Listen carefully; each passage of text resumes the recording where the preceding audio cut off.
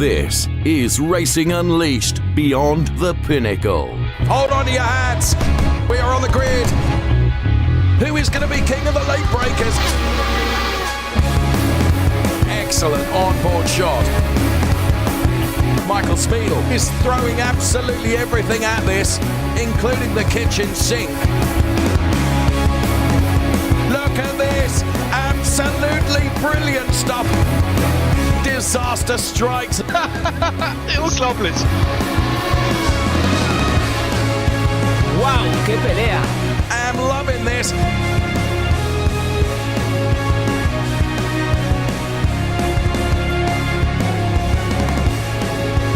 Take your hat off and give him a bow.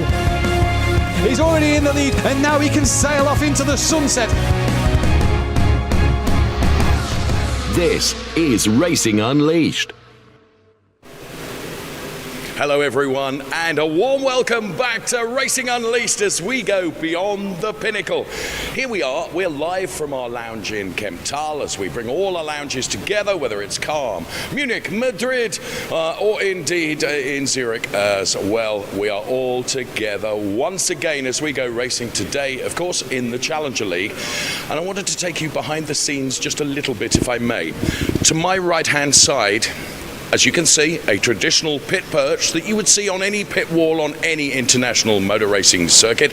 And this is staffed by the very, very top people, the top race directors. And as you can see, all the data that is available to them, this is the nerve center of the operation, and this is where decisions are made with regards to any driver infractions, few and far between, of course, but they can analyze absolutely every single centimeter of tarmac and every driver, and they have access to even more camera angles than we do in our fantastic TV program.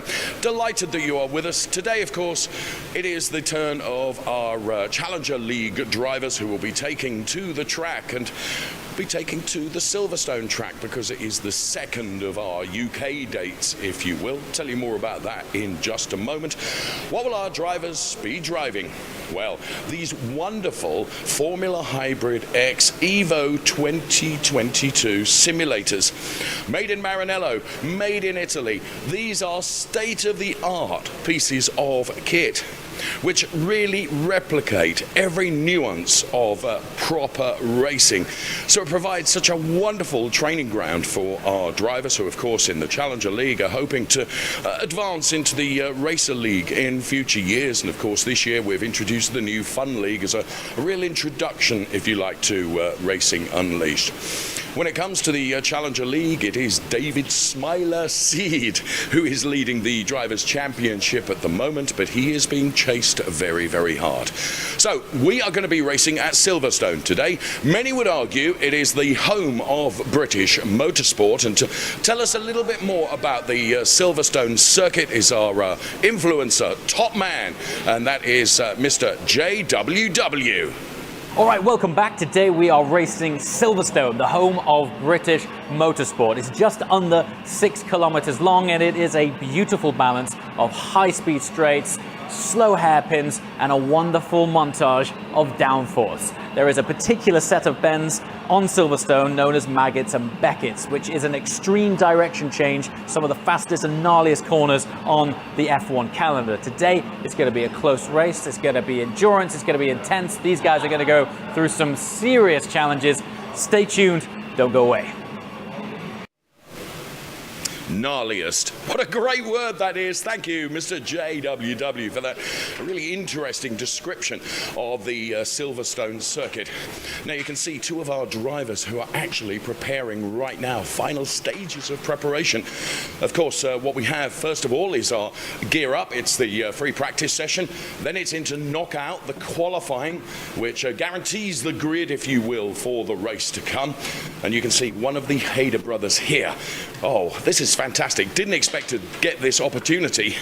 And certainly it wasn't available to us in our rehearsals, but there we can see one of the drivers getting into the simulator, ready to do battle here at Silverstone. And the first thing we've got is, of course, that gear up session. It's like a free practice, if you will, and then knockout qualifying, and then to the race itself. So I mentioned earlier on, it's the second of 2 dates in the UK, because, of course, before we came to Silverstone, we were on the roller coaster of Brands Hatch, and what a race weekend that was.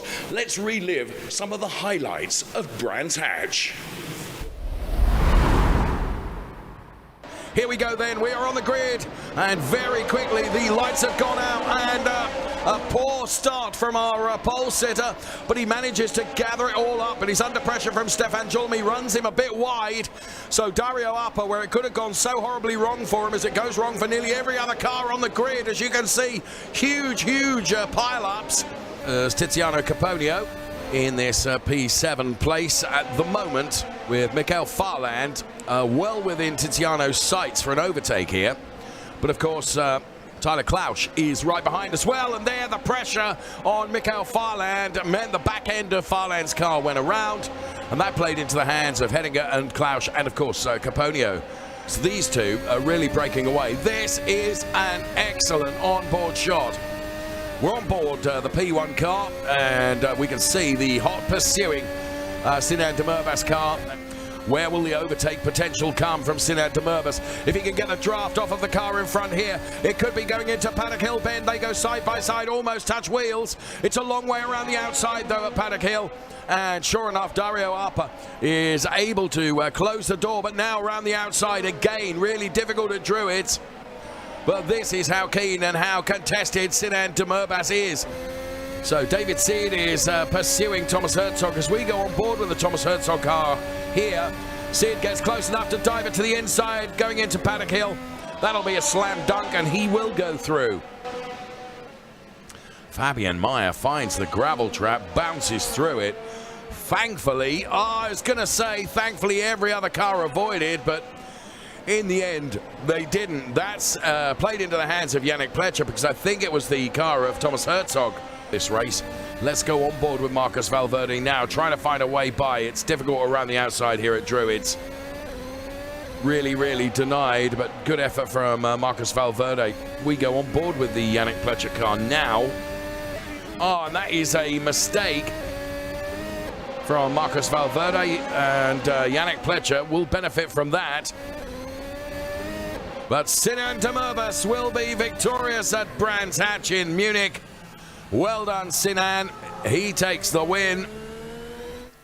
And here comes the first of our podium ceremonies as Dario Arpa receives his P3 trophy.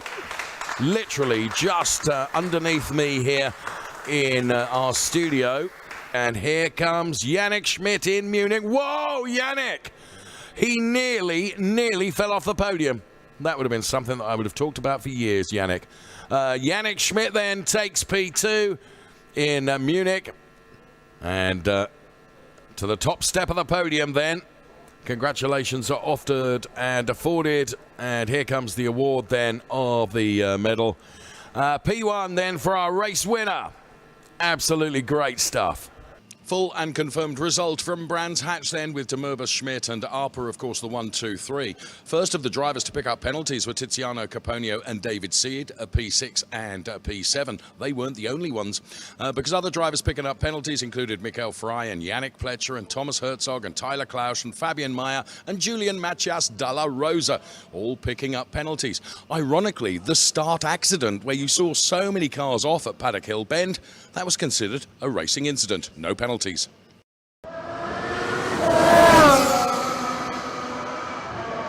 Something extraordinary.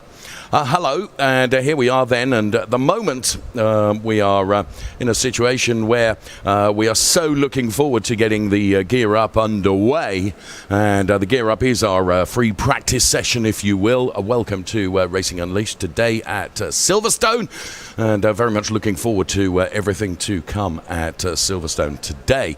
As is usually the case, of course, the driver's full of anticipation and excitement ahead, and Gear Up gives them the opportunity just to really get themselves into the game. What else can we look forward to in the program today? Well, we've got some more stuff, new stuff to come from our fitness ambassador, which is Ralph Muller, with Fit and Fast. Very much looking forward to that. And we also have a very special feature to come as well. Now, in terms of the rankings and the championship, I said at the introduction of our program that David Smiler Seed is leading the way, as you can see, on 76 points.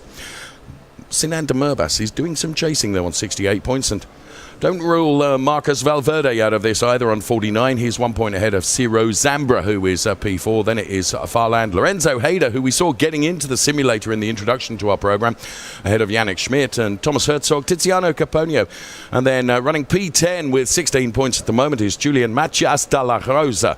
And there you can see he rounds out the top 10 in our championship positions in terms of the Challenger League. As always with Racing Unleashed, it is Challenger League on the Saturday, and then Racer League on the Sunday. Every bit of the race entertainment is equally good, whether it's Racer League or Challenger League, and it is very much the Challenger League that we are looking forward to today. So that's the way it looks then for the top 10 places in terms of our Drivers' Championship. Let's take a look at the bottom half, if you will, with Yannick Pletcher. P11, Dario Arpa then, and he was certainly in it in terms of the Brands Hatch round last time around. P12, then it's Andrin Kiefer, Tyler Klausch, Jason Bleissig, Fabian Meyer, Antonio Rivoli, Jason Ferrati and Mikael Frey, and then the rest of the order. And you can see just how many drivers have been taking part in the Challenger League over the course of our season so far. And what a season it has been. And we are on the second of our 2 UK dates then, having been to Brands Hatch, and now here we are at Silverstone. So we can see Mikael Farland now. Mikael and Nico, of course, very much related, and this Silverstone circuit, as we heard from JWW, offers something of a challenge for all of our drivers. One of the most revered circuits, of course, on and in international motor racing. 5.89 kilometers, 18 turns, 9 of them right, and 9 of them are left-handers. As we check out Yannick Schmidt now, and Yannick Schmidt on an outlap here, and we'll bring you all the runners and riders, and the cars now heading along, and then the right-hander, as you can see, which very quickly becomes a left-hander through the wing complex introduced here at Silverstone many years ago now, and that is of course now the home of the pit lane, but we're coming to we will show you of course the track still involves the old international pit straight, which comes up just before that fantastic Abbey, and then the national pit straight leads into the Copse turn, and then that sequence which is Maggots and Beckett's and Chapel as well. Patrick Haberman we're watching right now, and Patrick Haberman underneath the bridge then with a time of 2:07.621 at the moment. We've only got 6 3/4 minutes left in our session. It goes very quickly indeed, so this the opportunity for our drivers to really get their eye in and their feet in and everything else in.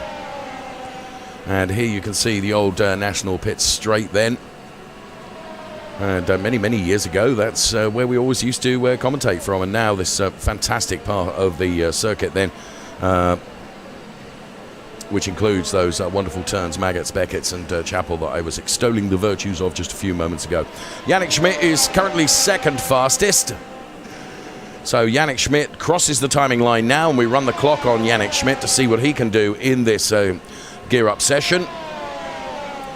So Yannick Schmidt then, who has had some success this season, there's no question about that, and one of the front runners in our Challenger League. Bear in mind, all these drivers have aspirations to move into the Racer League in due course, and why wouldn't they? Fantastic prize money up for grabs across the entire Racing Unleashed series. And this is Hugo Pinto driving the Formula Hybrid X 2022 Evo. I was mentioning the prize money, over 200,000 Swiss francs up for grabs across the Challenger League and the Racer League as well. So on board Brooklands with Hugo Pinto, and now it's Aaron Vollenweider that we are with now. So Aaron Vollenweider, I should say, with just on 5 minutes of this gear-up session remaining here at the Silverstone circuit. As I said, it's the second of our 2 UK events in our fantastic calendar from Racing Unleashed this year. Tiziano Caponio we were talking about earlier on, and as we ran through the distribution, if you will, of the Drivers' Championship points at the moment, that's when we got the opportunity to mention Tiziano Caponio. And you can see the clock being run on the Tiziano car, based here in Kemptal. Complete with baseball cap and really wrestling with the steering wheel inside the Formula Hybrid X Evo 2022 simulator. So on to the international start-finish straight. Andrin Kaifer that we watch now. It's Sinan Demirbaş who is the quickest with a 1:31.763, as you can see, ahead of Andrin Kaifer and Yannick Pletcher. Don't think and don't build too much into this, as Andrin Kaifer displays the very latest in summer fashion accessories in terms of the shirt that he chooses to wear in the simulator. My goodness me, that's bright and proud and loud. And Demirbaş from Kaifer, from Pletcher, Keller, then it's Vollenweider, the top 5 as we watch Felipe Gonzalez. And here is Felipe, who chooses, as he goes through Luffield, to match the colour of his simulator with his driving wear now, passing the BRDC clubhouse on the right-hand side as we get into the old national pit straight now. And here's Patrick Haberman.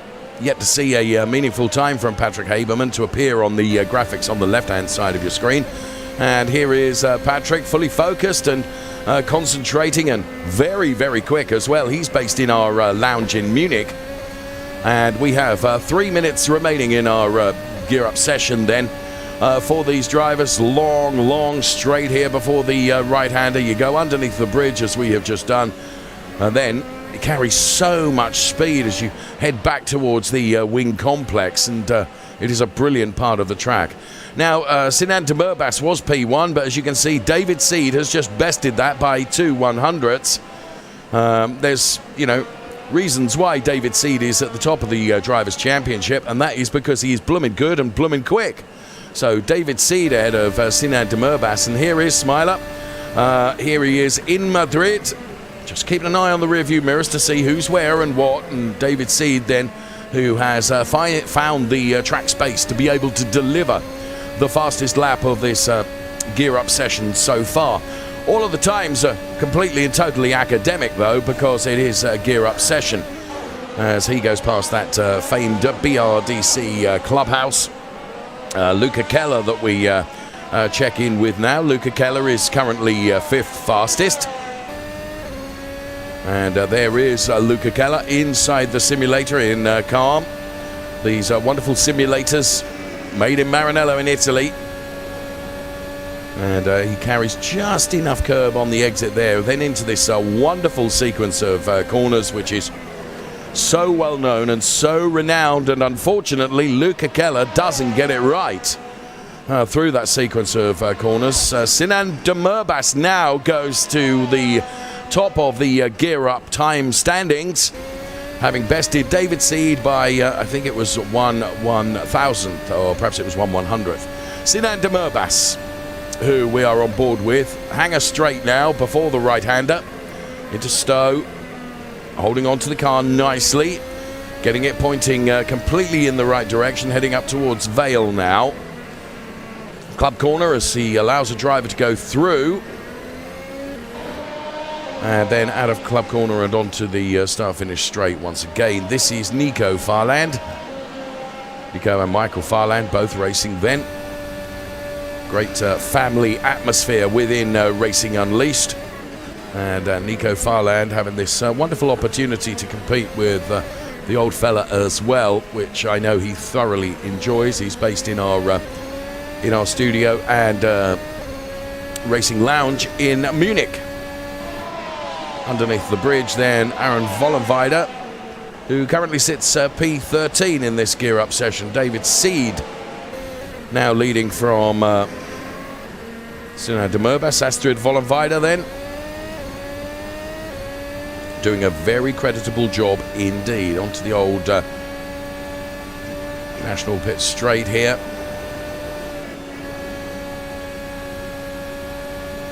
Really good to watch, being on board with these drivers as the checkered flag is out then on our gear-up session. And we continue to stay on board with Astrid Vollenweider, having done a very good job. Of course, the crucial part comes up next, and that is the knockout qualifying session, which I have to say, when I was advised of the knockout qualifying session and how it would operate right at the beginning of the season, absolutely brilliant, because it really drives the entertainment for us. We lose 2 drivers through every part of the knockout qualifying. So it becomes almost like another race for us, which is wonderful stuff. So the gear-up session done and dusted then. By dint of the fact that I can't hear my director in my headphones now, I have to put the glasses on and refer to my running order to find out where we're going next. And of course, it will be the knockout to come up next, but we'll sum up the gear-up session first of all. Of course, as I said in the introduction to our program, we have 3 leagues now in Racing Unleashed. The Fun League, which is a real introduction, if you will, to Racing Unleashed, and then the Challenger League, which is where we are racing today with those drivers in the Challenger League, hoping to aspire up to the Racer League. And this is the way the prize money looks. I said to you, it's over 200,000 Swiss francs up for grabs across both the Challenger League and the Racer League. And as you can see, by banking P1 in the Challenger League today, you put 500 Swiss francs in your pocket, and then 250 and 200 and 150, all the way down to everyone that crosses the line within the top 10 places banks a significant prize fund. Of course, the prize fund is elevated when you go to the Racer League, which is inspiration and motivation enough for our drivers to really nail the Challenger League and therefore effectively get promoted into the Racer League. So this is how our knockout qualifying works. The drivers all go out with the safety car. They line up in reverse order of their drivers' championship positions, i.e. the likes of David Smiler Seed will be right at the back of the pack. Therefore, he needs to do some overtaking when the guarded laps start, where overtaking is allowed. And laps 2 and 3 are guarded laps, so we don't lose any drivers during laps 2 and 3. But then we get into the elimination phase of our qualifying, where we lose 2 drivers after every single lap of the knockout qualifying, until we get to what is effectively a pole shootout between 2 drivers, kind of a super pole situation, if you will, when just 2 drivers go head-to-head to ascertain who is going to be on pole position for the race to come. So I hope I've explained that adequately for you. That's how our knockout qualifying works. But do remember that when the cars come out, let out by the safety car, they are in the championship order, but reversed. So those that are P1, 2, 3 in the championship are right at the very back of the grid. And that's why I love this knockout qualifying, because they have to do overtaking. They have to get in ahead of the car in front of them to ensure that they're not eliminated in the early stages of this knockout qualifying, which of course buys us the grid and gives us the grid for the race to come. So that's how our knockout qualifying works. Now, here at Silverstone, there you can see that's how the cars are going to be lining up and how they will be coming out. It's Patrick Haberman ahead of Felipe Gonzalez. Michael Farland has got a good opportunity here. Then it will be Hugo Pinto and Valentin Georgiev. Astrid Vollenweider, who we were extolling the virtues of just a few moments ago during our gear-up session. Then Luca Keller, Borja Zazo, then Matthias Uverkirk. Before we see Josh Hyder, one of the 2 Hayders. He will be starting further up the order than his brother Lorenzo, but it's Fabian Meyer, then Andrin Kiefer and Yannick Pletcher, Julian Machas Dalla Rosa, then Tiziano Caponio, Yannick Schmidt, Lorenzo Hyder, Nico Farland, son of course of Michael, and Ciro Zambra ahead of Sinan de Murbas, and starting right at the back of the pack will be David Seed with a lot of work to do in Madrid and Sinan de Merbas in Munich. So those drivers, the focus really is going to be on them during knockout qualifying, because they need to overtake some cars and get in front and just elongate, if you will, their qualifying session to give themselves the best opportunity of a really advantageous grid position for the race to come. So brilliant stuff. I love the knockout qualifying, and I know you do too. Wherever you're watching around the world, welcome to Racing Unleashed and the Challenger League today. And we hope you enjoy it as much as we do as well. Fantastic entertainment that the drivers give us, and really, really competitive racing. It's a joy and a privilege for me to be able to talk about it, and I know very much that you really enjoy watching it. So the safety car is out there, as you can see, with the big grid of cars then ready to get this knockout qualifying underway. And here at Silverstone, it's a big ask, this 5.89 kilometer circuit.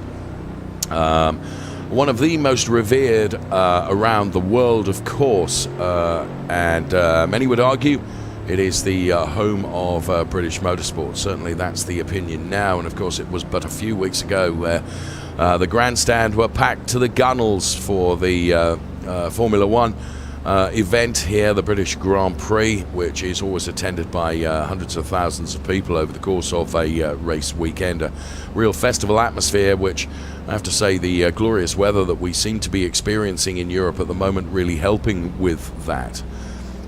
So all positioned and lined up, ready to go. And here come the lights then to get this qualifying session underway. The knockout qualifying introduced into Racing Unleashed this year, and we love it. Drivers, some of them not so enthused, but from an entertainment perspective, we absolutely love it. So out behind the safety car, first of all, this allows the opportunity for the drivers to generate some temperature into all of those components that are really important, because of course all that does feed back into the simulator in terms of how their car and they will perform. So it is Patrick Haberman first of all, then it's Gonzalez and Farland and Pinto and Georgiev and Vollenweider and Zarzo and Keller and Uwe Kirk. Of course, no overtaking behind the safety car. But when the safety car comes into the pit lane, we do then get that period of guarded laps, if you will. Overtaking is allowed, but no two cars will be eliminated until after laps 3 and 4. And then the guarded laps finished, and then it is the real elimination. And you can see that the front runners in terms of Drivers' Championship points are right at the back of the pack. So they are the ones that have really got to provide a race within this knockout qualifying session. We look at Luca Keller here. These Formula Hybrid X Evo 2022 cars are absolutely beautiful. Remember, right at the start of the season when we were talking about this, and Andrea Montemini had quite a lot to do with the design of the renewed car for 2022, and the liveries and the colour schemes. I mean, they are magnificent racing machines. We urge you to join us in our family. Racing Unleashed is one big family, our Championship 2022. A plethora of opportunities for you to join us on social media, as well as enjoying our programs as we bring them to you live. Please be part of it. We want you to become more involved. It is all about not only our competitors, but also how you enjoy this at home as well, or indeed wherever you are watching it. So David Seed and Sinan de Merbas and Ciro Zambra and Nico Farland, as well as Lorenzo Hyder and Yannick Schmidt and Tiziano Caponio, all got work to do. So bear in mind, when the safety car does peel off into the pit lane, right on cue, may I add, then we do get up to proper speed, but these are guarded laps. So we do not lose any drivers for the first couple of laps. And then we get into the situation where we do get drivers eliminated. So Patrick Haberman leading them away from Gonzalez. And then it is Michael Farland and Jorge Pinto and Georgiev and Astrid Vollenweider. So during these guarded laps, overtaking is allowed. So keep your eyes on the likes of David Seed and Sinan de Merbas and Ciro Zambra. because they will be wanting to move themselves forward, as Sinan Demirbaş is doing to good effect, having got by Farland, and also Zambra is ahead of Seed now, and Uverkirk now finds himself at the back of the pack, as those drivers that are prolific in terms of the Drivers' Championship move themselves up the order to try and garner the best possible qualifying position that they can, and that means position on the grid when it comes to the race. So Gonzalez leading now from Haberman, then Michael Farland, then it's Pinto. Now Zazo has moved up into P6, and Keller and Astrid Vollenweider dropping down the order, I regret to say. So they make their way through this wonderful part of the complex, which is so quick, before heading out onto the Hangar Straight. Then, of course, it is into the Stowe turn, which is taken very quick. I've had the privilege of going around Silverstone a few times, and it is a track that really does move your stomach, particularly when you're sat in a racing car, as we can see some drivers in strife. And one of those drivers in strife was Michael Farland, who is dropping down the order, and also Haberman as well, and Georgiev also involved in that strife as well. It all plays into the hands of the likes of Ciro Zambra, who is moving up the order. David Seed, if I may be honest, has not moved up the order as quickly as I would have expected. So we will see what he can do, because as the laps count down, so too do these guarded laps. And we are on lap 3 now. So we're on board with Sinan Demirbaş. Taking a look at Sinan Demirbaş, who's currently P13. He's got Lorenzo Hyder and Tiziano Caponio ahead. Tiziano Caponio is the next car in the target sights of Sinan Demirbaş. He dives to the inside here. They do rub a couple of wheels, but no harm done. And Sinan Demirbaş moves up another place. So good driving there. Patrick Haberman, who you will recall started right at the very back of the pack, is now running in that P9 position.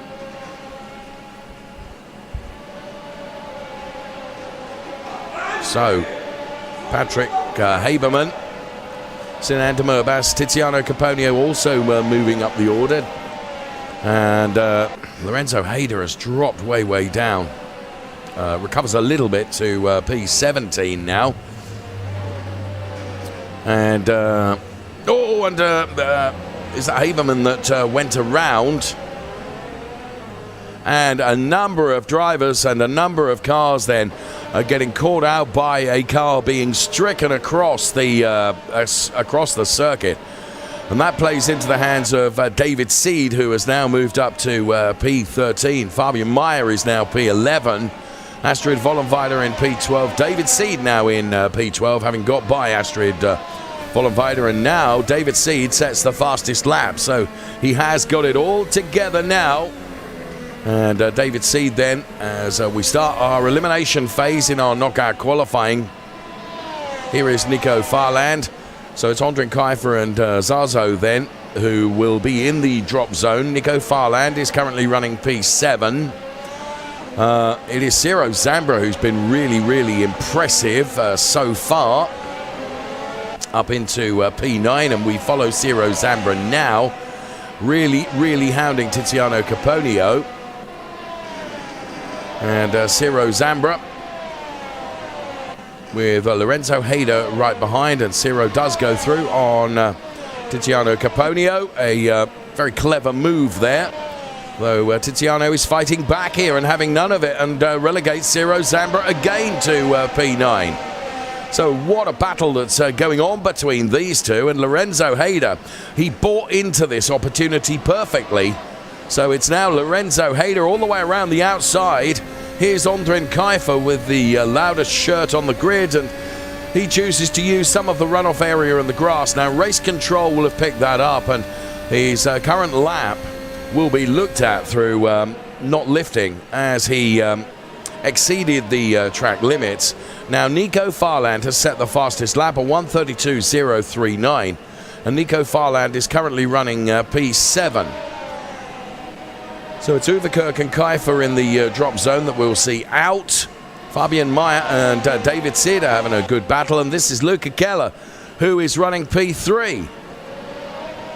So Gonzalez it is that leads the way at the moment, and here we can see Matthias Uverkirk then. Hope he won't mind me saying, one of our older competitors in the Challenger League. But wonderful to see him here, and really enjoying the time. Now, Matthias de la Rosa is up to P14, having got by Mikael Farland, but it was short-lived because Farland has come back to occupy that P14 position. So it's Zazo and Uverkirk now who are in trouble of being dropped at the end of this lap, as we watch Yannick Fletcher, who is currently P5. And so the front runners in terms of the Drivers' Championship, well, of course, awful things happened to Sinan de Murbas being called out by those stricken cars across the track, and he'll find himself in the drop zone in but a lap's time. And David Sid is still in that P13 position at the moment.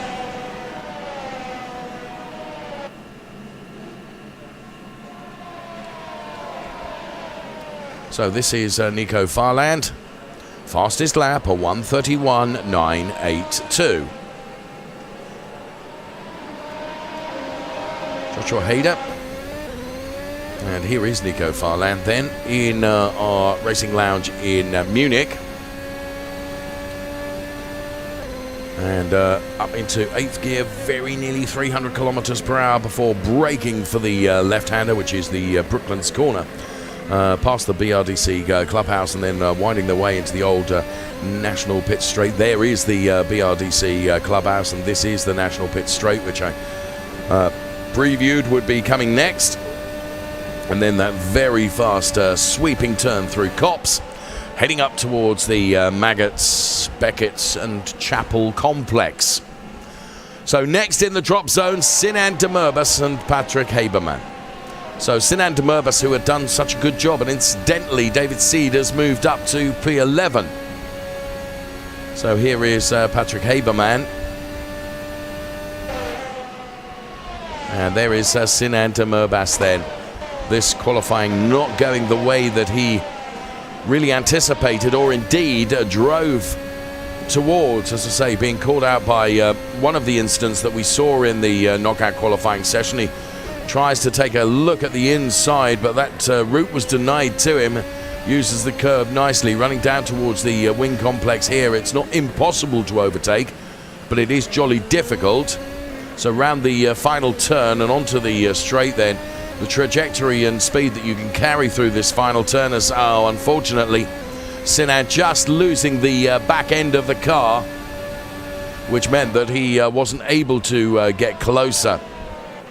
So Sinan de Murbas and Patrick Haberman out of the drop zone.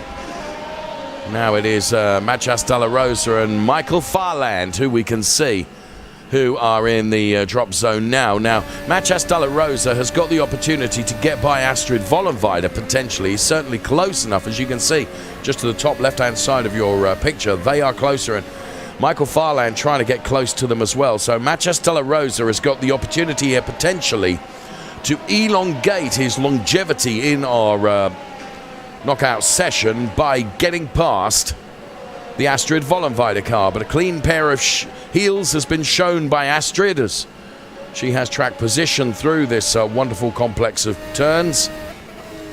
And Astrid able to just keep it all together before the hangar straight.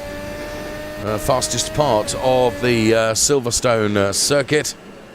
And Matthias de la Rosa having got by, it means Vollenweider and Farland are the two that are in danger of being dropped now. Ciro Zambra sets the fastest lap and is in P7. David Seed is in P11. So at the moment, if everything stayed the way it is at the moment, David Seed would be on the 6th row of our grid with a lot of overtaking to do during the course of the race to come. Here is Astrid Vollenweider then, and Michael Farland. Regrettably, their qualifying is done and dusted. I was trying to read the body language of Astrid Vollenweider there, and I rather got the impression that she was disappointed and felt that there was more to come. So Joshua Hyder, who is here in Kemptal, I spoke to him just before he got himself into the simulator.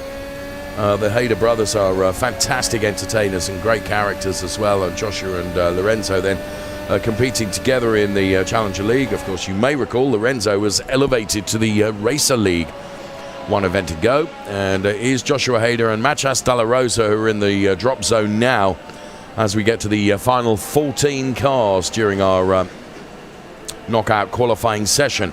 The session which is being led by Gonzalez from Georgiev, then it's Keller, Pletcher, Nico Farland, Ciro Zambra, then Tiziano Caponio ahead of Schmidt, Lorenzo Hyder, Hugo Pinto, and then David Sid, Fabian Meyer, and then the two that we're talking about right now, Joshua Hyder and Machas Dalla Rosa. And it is those two that are in the drop zone, as David Seed, with a very good move on Pinto there, dives through the inside, and that puts him into a, if everything stopped now, a 5th row start, because he has now put himself into P10. Here's Fabian Meyer then. He's just 1 lap away from being in the drop zone, or less than a lap now as we complete another one. It's Pinto and Meyer. And David Seed then, it came just at the right time in terms of keeping himself out for another lap. Here's Fabian Meyer, taking just enough curb. These wonderful Formula Hybrid X Evo 2022 simulators, the feedback that they give to the drivers, it is just like being in the real deal race car. Hugo Pinto then, who is also in the drop zone, and I would suggest has got not much opportunity to get on terms with David Seed and elongate his time in this knockout qualifying by another lap as David Seed disappears up the road. Now, whether David Seed can get on terms on the Hangar Straight with the car ahead of him, and as you can see, they disappear around the Stowe turn very quickly, which is where Pinto finds himself now. So Lorenzo Hyder is the first of the cars that David Seed is chasing, and I don't think he's some 3 seconds down, and I don't think he's got a hope in being able to get onto the back of Lorenzo Hyder before he finds himself in the drop zone with Lorenzo Hyder. He would have to not only catch Lorenzo but also go by him as well, and then also get on terms with Schmidt, which I think is going to be a big ask. So here is David Seed then, Drivers' Championship leader. Absolutely wonderful focused racing driver, and Lorenzo Hyder and David Seed are both the drivers that are in the drop zone now. It looks like it's going to be a 5th row start for these two drivers. There's Lorenzo, we're on board with him now, and split the shot around the BRDC clubhouse. You can see to the right hand side Lorenzo inside the simulator, and how every single movement that he's putting into that is being reflected in the onboard shot that we saw with Lorenzo Hyder there. Absolutely wonderful shot. So Lorenzo Hyder chasing down Yannick Schmidt. Now he is within 6/10 of Schmidt. It's all very well being within 6/10. You've got to find a way by, and at the moment I'm not sure that is going to be doable for Lorenzo Hyder, but after saying that, if anyone can do it, Lorenzo can. So round Stowe now, and the time is running out for Lorenzo Hyder and also for David Seed. Let's see it from Yannick Schmidt's perspective. And Yannick Schmidt, I would suggest, has done enough. And sure enough, Lorenzo Hyder and David Seed are the two drivers that we lose. So this is Yannick Schmidt.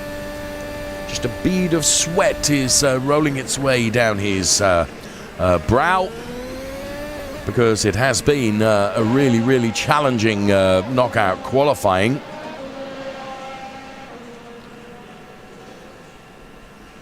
And it is Yannick Schmidt and Tiziano Caponio who will be in the drop zone now. We're into the final 8 cars at the moment. Then Gonzalez doing a really, really good job, and he's got a margin of some 2.5 seconds, which is, extraordinary and hugely advantageous for Felipe. Here's Tiziano Caponio then, here in our lounge in Kemptal. We do, of course, bring all our lounges together, whether it's Kemptal, Munich, Madrid, Calm, or Zurich, all competing in one in this fantastic program that we bring to you with our broadcaster base here in Kemptal. But we can bring all the action to you from right around all our lounges. Yannick Schmidt, Tiziano Caponio then in the final stages of their appearance in our knockout qualifying.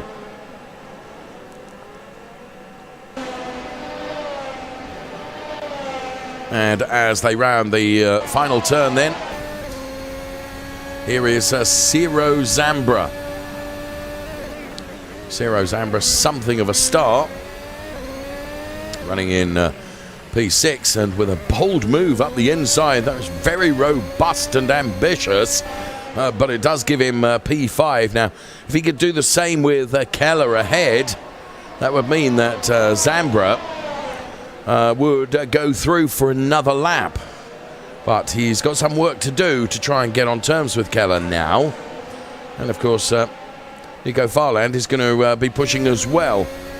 And here is Nico Farland. You can see just a glance to the rear view mirror. It's the old National Pit straight then. And through that fantastic Copse turn. And now heading up to this very fast sequence, which is turns 10, 11, 12, 13 and 14. The Beckett's Chapel Complex. And looking back from Ciro Zambra, it looks like he's got the measure. Now Ciro Zambra here to the inside of Keller. What a brilliant move. If he can make this work, he just sticks his elbows out a little bit. This could see Ciro Zambra through for another lap. He closes the door. There is a touch from Keller. That sends Keller around. Unfortunately, it won't mean that Farland can stay out, but we will lose Farland and Keller. And Zambra, well, at the very final opportunity, does go through to be able to complete another lap. Now, can Ciro Zambra get on terms with Yannick Pletcher? There is Luca Keller just losing out there. He just had a touch, and Luca Keller is out. So Ciro Zambra now. This isn't all over yet, and this is why we love this wonderful knockout qualifying, because it gives so much impetus to the drivers to really race. And Ciro's virtually drifting the car around that turn. I think it's going to be a very tall order for him to be able to get on terms with Yannick ahead. But then I thought that last time around, and somehow, miraculously, he was able to do it. Yannick Pletcher then and Ciro Zambra are the two that are in the drop zone, which means it would be Gonzalez and Georgiev that would be in the Super Pole shootout, for want of a better expression. So Yannick Pletcher, but Ciro Zambra is gaining. Ciro Zambra is gaining on Yannick Pletcher here. So Yannick then... You can see that turn in just caught him a little bit by surprise. Is Ciro Zambra going to catch him by surprise as well? Well, he'd have to get by Yannick Pletcher and also get by Georgiev. But what it would mean, it would be a P3 start for Ciro Zambra rather than P4. Of course, they would be on the same row, but Yannick Pletcher has done enough, and it's P3 and P4 for Yannick Pletcher and Ciro Zambra in the grid for the race to come. Brilliant entertainment, really, really good entertainment. And Felipe Gonzalez then, who you will recall just a few moments ago, a couple of laps ago, I was saying was some 2.5 seconds to the good over Georgiev, is now only 1.3 seconds. I say only 1.3, it's still a reasonable margin of comfort. And I would think, barring absolute disaster, that Felipe should be able to bank this P1. You can see that Valentin is certainly chasing, and Valentin based here in Kemptal. So through Copse then. Absolute concentration is razor-like, isn't it? Love that curb cam that we have there, which really gives you an indication of the speed that these drivers are able to propel these cars around the Silverstone circuit at. Absolutely fantastic. And I tell you what, Valentin is closing, but I think it will all come as too late. But it is going to be our front row between Felipe Gonzalez and Valentin Georgiev. And he closes right up in the final sequence of turns before we head to the final turn and complete our knockout qualifying session. Great stuff from Felipe Gonzalez. Going through farm now. Felipe has held on to this and has taken this pole position effectively. Awesome driving from Felipe Gonzalez. Took his chances early on in the knockout qualifying session. Had to do some overtaking and did do some overtaking, and finds himself with, I think by if my memory serves me, it's his first pole position, but I could be wrong, and I could be critiqued for that in due course. But there we are. Good job done indeed. Really enjoyed our knockout qualifying, as I always do, because I'm a huge exponent of it for the entertainment value that it brings to our program. And the drivers, some of them are still less than enthusiastic, but actually it really delivers. Hang us straight now underneath the bridge, and we pick up now running into Stowe turn. There you can see pit in on the right hand side of your screen. Absolutely awesome stuff. Really good qualifying session, as Felipe Gonzalez takes pole position. As I say, I'm pretty sure that's Felipe's first pole. Race control, of course, taking a look at, there were a couple of incidents during the knockout qualifying, and they will be taking a look at that to see if anyone is going to be penalised. But we did see some cars around and some damage as well during that knockout qualifying session. So we allow the race direction team to take their time and just take a look at all the incidents that there were during knockout qualifying. Driver advisor is one Mr. Carl Wendlinger. He's down there as well and sits on that race control pit wall that I showed to you right at the beginning of the program. So everything being looked at now, and in replay here. Rather think that Fabian Meyer might be in trouble for that. That was something of a stock car nerf, wasn't it? Now, Hugo Pinto. Now, that's not a brilliant trajectory to make it round the turn. And it could be argued that that's 6 of one, half a dozen of the other, but actually not so. When you look at it, these camera angles, all of them are available to our race control team. And so they're able to look at every single incident and make up make the absolutely accurate decision in terms of who should be penalised, if anyone should be penalised, why, and the wherefores. And of course, that will affect the grid and who will go where. I don't think there's any doubting our pole sitter. I don't think that Felipe was involved in anything which could or may be contentious. Here's Joshua Hyder. Josh, you might be in trouble for that. Now, Joshua himself was, he almost took his penalty out there on the track. But something of an outbreak manoeuvre there, which kind of didn't work. And then being collected at the front end meant that absolutely no advantage whatsoever was gained. But nonetheless, it is the incident itself that gets looked at. And really excellent to be able to bring you the replays of just some of the incidents that went on during the knockout qualifying session. And our race control team, they're going to be pretty busy. I can see them. There's almost steam coming out of the top of their pit perch as they're working very hard, looking at all those incidents. It's all taken very seriously because there's so much up for grabs in Racing Unleashed this year in 2022 as we go beyond the Pinnacle.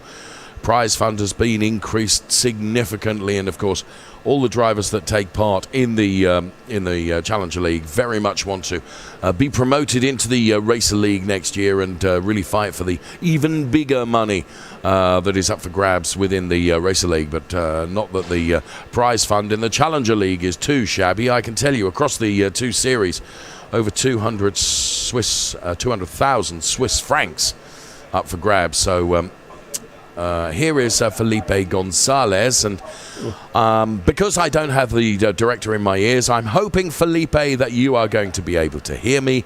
And I just want to say, in Madrid, we owe you a debt of gratitude for not only providing color coordination between your shirt and the cockpit of your simulator, but also through doing a fantastic job in qualifying. Pole position, Felipe, many congratulations. That was a great knockout qualifying for you. Thank you. Sorry by my English. It's a spectacular. For me, it's the first good qualifying. Very hot, very nervous. Great. Es genial. Es la hostia. Very happy. Now, my lip-reading ability is not so good because, regrettably, all of you could hear exactly what Felipe was saying, but unfortunately I couldn't. But once again, many congratulations to you, Felipe Gonzalez. We look forward to seeing you on the grid for P1 for the start of the race. Well done, friend. Thank you. So Felipe Gonzalez, our pole sitter then when it comes to the Challenger League. He will be going from P1. Excellent job done by Felipe Gonzalez then. And as I say, I hope I've got it right, but I'm pretty sure that that is Felipe Gonzalez's first pole. Now, something else we want to bring you is, and something very important this, and it's about a TV magazine which absolutely loves Racing Unleashed, and this has a very, very big exposure, and of course so many media across the world want to be part of Racing Unleashed. And let's find out a little bit more now about the TV magazine program, and I hope I've pronounced this correctly, called Schuld. This is not only a racing simulator. This is a simulator with 100% Formula One feeling. And what we do here is we create a new kind of motorsport, a motorsport 4.0, by bringing the analog world together with the virtual world. So this goes for us into the future and beyond the Pinnacle. This is Racing Unleashed, Beyond the Pinnacle. Made of carbon, it moves over 3 axes and lets you feel every bump, curb and curve on your ride. The belts press you into the seat when you brake and accelerate. You get the G-forces up close. Real brake and accelerator pedals, as well as an original Formula One steering wheel, complete the driving experience. Driving in this simulator is a real motorsport experience, as if you were really driving on the racetrack. And not just alone, but in a team with friends, or even connected worldwide in real time as a tough competition. Apply, take part and win if you dare. Okay, so Racing Unleashed have 3 different leagues conveniently indicated by the various modes on the driver select switch right here. So we'll start with number 1, which is known as the Fun League. This effectively takes place all in a given lounge. So you and your friends can come down here and enjoy racing each other in your own environment. One would suggest as well it's a pretty friendly, fun driving mode and you don't have to worry about too much. And then we're going to flick up to driver mode number 2. Now this is Challenger League. So Challenger League is stepping things up a notch, and this is where you can actually start to win real money. It's pretty crazy. For first place, you can win around about 300 euros, which in itself is incredible. Now you graduate to Racer League, which is up here indicated by number 4, and this is where things get pretty serious. You can win up to 3,000 euros for coming first place, which is bonkers. So don't be afraid to take part. It may look complicated, but take it from me, when you get behind the wheel, it's an incredible event. With different racing leagues, professional stewarding, and a global broadcast, the Racing Unleashed competition is way more than just a game. It is the future of motorsports. We want to be a global sport. We want to have lounges all over the world. So I do expect some more lounges, hopefully also outside Europe, coming up this year. Ralph Muller, he's our brand ambassador and he's our influencer. Esports is sport. You need to be trained, you need to exercise to be fit and fast in the simulators if you want to do it properly. And this is the reason why we set up this program. 30 to 60 minutes of exercises per day are important for your success. Use your bike instead of your car, or just take a walk. There are no excuses. Running, cycling, swimming, or gym. Just keep it going. So get fit and fast with a Gladiator. Racing Unleashed. See you soon. Marc Gasner in Munich, he's going from P4. And Roger Martet then in Kemptal, who I spoke to off the air just a few moments ago, is going from P3. A really good qualifying performance from Roger Martet here in Kemptal, and he'll be hoping to capitalise on that. And Yannick Vonenberg, well, he is on the front row of the grid. It's P2, but the delight you could see just a few moments ago from Lorenzo Hyder, then up from the Challenger League into the Racer League for this weekend, and he goes from pole position, P1 for Lorenzo Hyder. Will he disappear up the road as he did in qualifying? Hold on to your hats. Oh, held for a long time on the lights. Oh, and a disaster for Roger Martet. He jumped the start. There's no question about that. That means Lorenzo Hyder is pushed back to P2. He was trying to anticipate the start was Roger Martet and just got it wrong. So here is Lorenzo Hyder, P2, but pretty sure it'll be P1 because Roger Martet undoubtedly anticipated the start. Here comes the crash that we feared might happen. This could be it. Alejandro Sanchez then, if he can try and get to the inside line of this start-finish straight here. But look at Lorenzo Hyder. He virtually welds the car to the wall. Now Alejandro Sanchez tries to sell a dummy. And Lorenzo Hyder is wise to it. He makes the car wide. Alejandro Sanchez tries to go all the way around the outside of Druids. That's going to be a big ask, but it would give him the inside for the next turn. And wow, brilliant defensive driving from Lorenzo Hyder, but he runs a bit wide. They go side by side. But still, Lorenzo Hyder is not prepared to give up. He gets sideways. That plays into the hands of Alejandro Sanchez and also Marc Gasner. Here is Lorenzo Hyder now. So deserves a podium.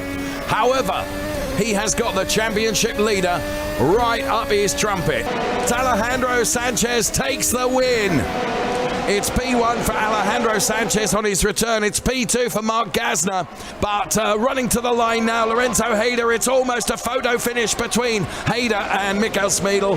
But I think Hyder just shaded it.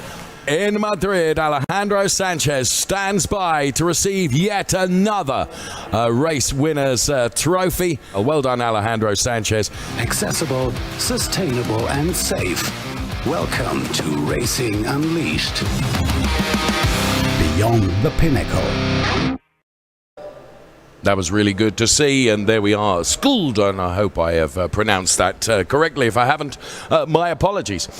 So right now it is, of course, time for us to try and get ourselves together from a physical point of view with our fitness ambassador. That's Mr. Ralf Muller. And then we're going to be taking a look at the highlights of one of our previous races, and this time we're going to be heading off to Mugello. But for now, I'm off to do my exercises. I hope you are too. Our fit and fast ambassador is Mr. Ralf Muller. The bicycle crunch is a very efficient exercise. These work with the flexion of the body and the rotation, and they also support the core. You know already Tabea and Zero. Today we do the bicycle crunch. Lie on your back and bring your hands to your head. Your legs are raised. Your upper and lower legs form a 90-degree angle, and your knees are above your hips.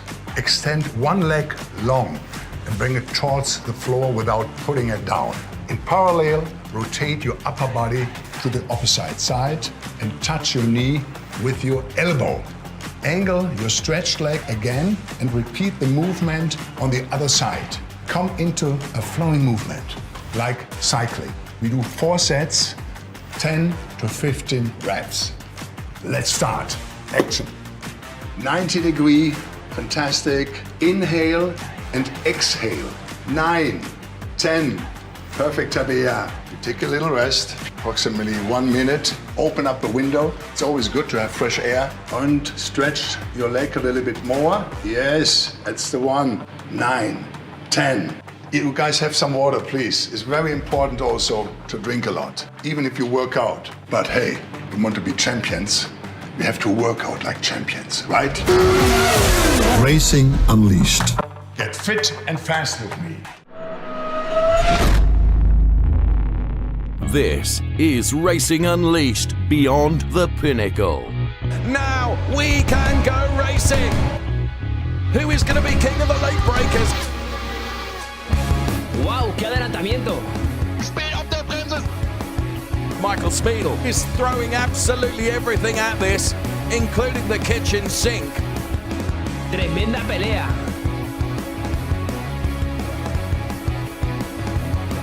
Disaster strikes. Unglaublich.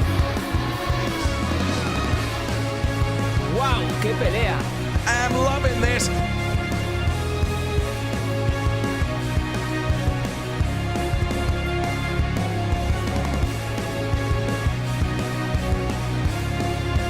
Look at this. Absolutely brilliant stuff. This is Racing Unleashed. And we're joined now by Francesca, who makes her first race start here at Racing Unleashed. And Francesca, how do you feel? I feel a little bit nervous. This is my first race, so I'm gonna try to do my best, but I don't know. I'm the last of the grid, so I'm gonna try my best. We wish you all the best of luck. Hopefully you'll be able to pick up a few places in the race. Thank you much. Thank you very much. Joining us as well is P21, Guzman Miguelez. Guzman, how do you feel for this one?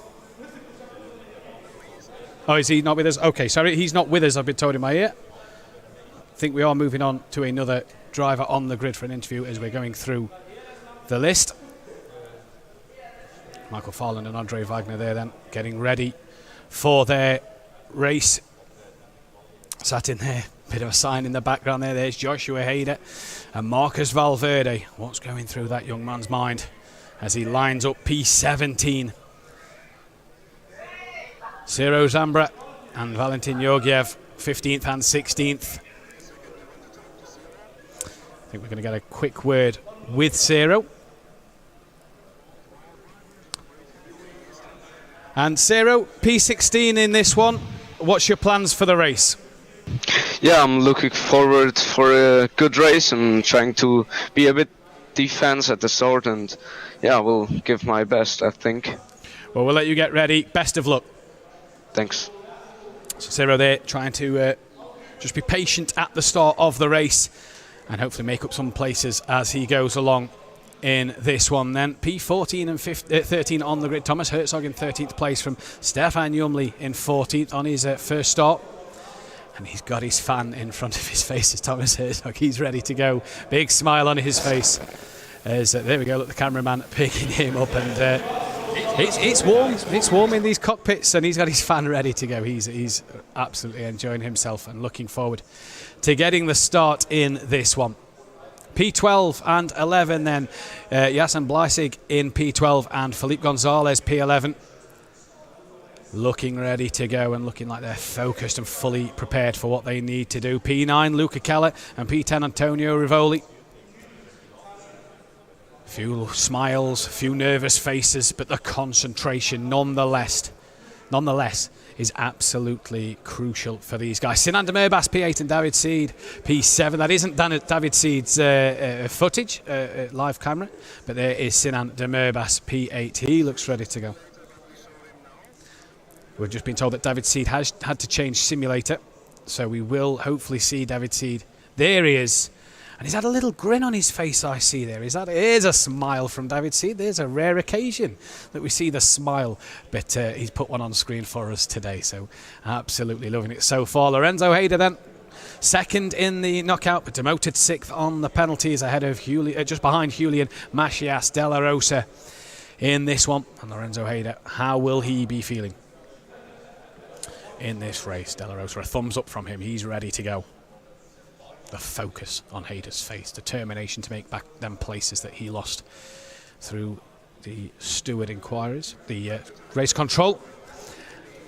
And I think we've got Lorenzo with us. Lorenzo, can you hear us? I don't No, we don't have Lorenzo. Lorenzo in the zone, doesn't want to be disturbed. He's on mute, so he's fully focused on the task he has in front of him in this one. So Lorenzo getting ready to go. He is really trying to make up some places. What he's going through that young man's mind after the knockout qualifying session. P4 and P3. Michael Fry on the in P4 and Nico Farland in P3. And again, the signed team Farland in the back. Father-son team, or father-son driver lineup on the grid today. Nico Farland on the grid as well. And a smile there. That might be mum in the background. Team Farland with the sign. He's ready to go. Michael Fry. He looks as focused as can be as well. Determined on the face.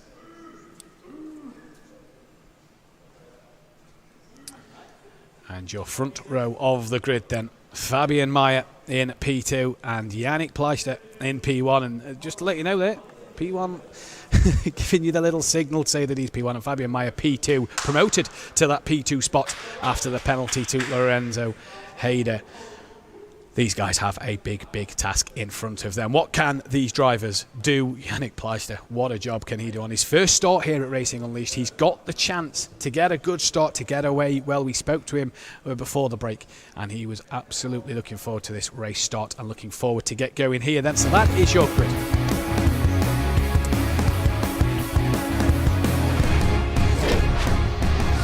Here then we have your fast facts, and the parts of the track to look out for is turn 3. The Autodrome Internazionale del Mugello here in Italy. 5.245 kilometres the track length, 6 left-handers, 9 to the right, and 665 metres from P1 to turn 1. Anything can happen. A good start is essential to get yourself away down into that first corner. Here's what happened in the 2021 season. And a bit of action all the way around the track up until the finale, where you can see the leader on the right-hand side absolutely flying, 15 seconds in front at this time, as P10, it looked like, was having a good battle on the left-hand side of screen. And he crossed the line to win the race.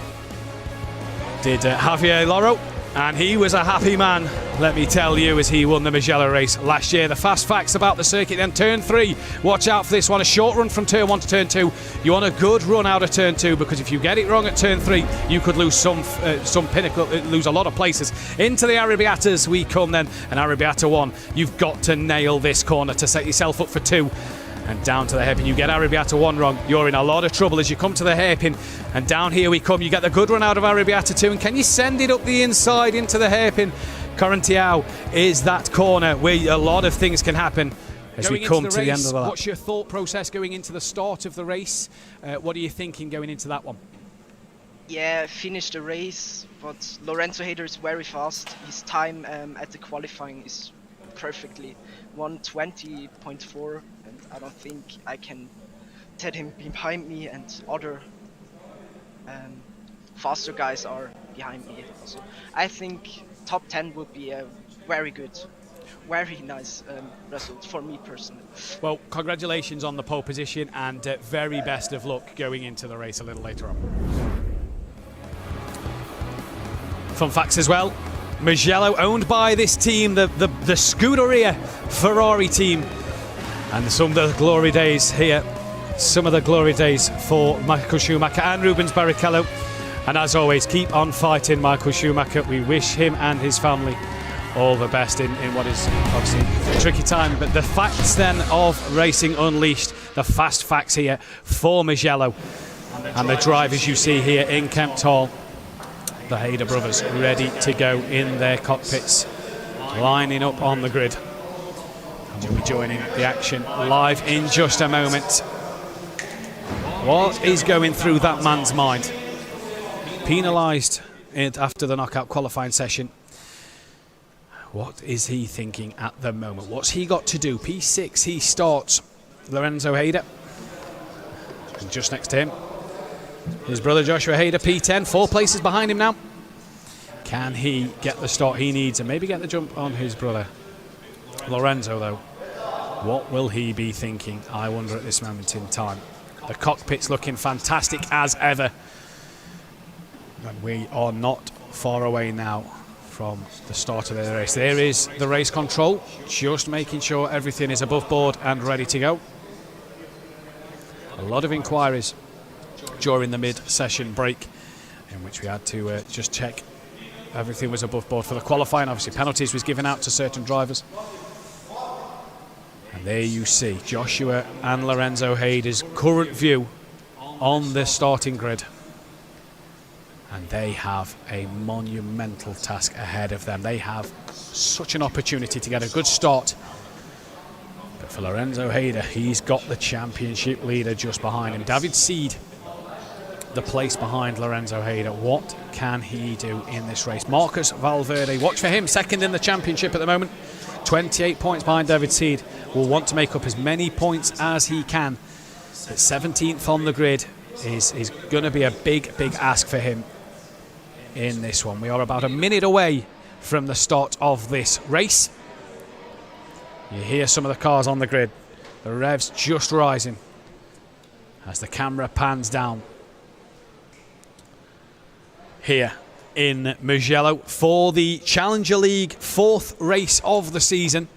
Race number 4. They'll be at Brands Hatch next time out on the 11th of June. But the Challenger League. Silence on the grid as the drivers get ready. We're about 25 seconds out from lights out. And for Yannick Pleister, first time here at Racing Unleashed, first pole position. 100% record at the moment for him.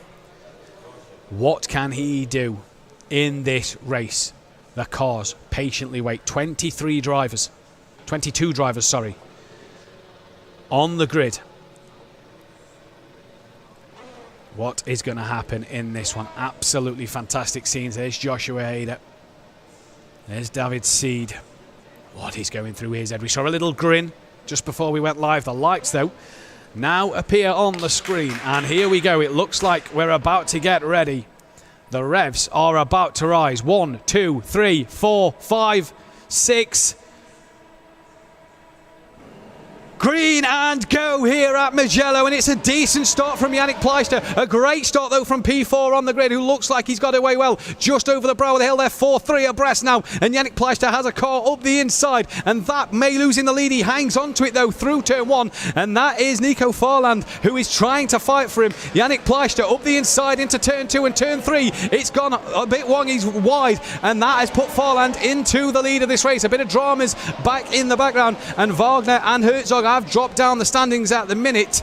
A bit Farland then takes the lead of this race, and Lorenzo Hyder from P6 up to P3. What a start from that man. David Seed losing a place out there as well, and Farland down in 16th place. He's just gone up a couple of places as well. Sinan Demerbas currently currently down in P10th, but up the inside that was a car wide. Lorenzo Hyder, look at the focus, what a launch off the line he had, and he's currently 3rd place. Can see that Yannick Pleister is just in front of him, as there is 21 laps of this fantastic circuit.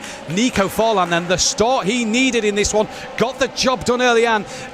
He can put his head down and focus on pulling away from Yannick Pleister. Moves down the back of the pack, and that, I do believe, is our first female driver. No, it's not. Sorry, it's Felipe Gonzalez who's moved up to 16th. Our first female driver. Started last, Francesca Panchi.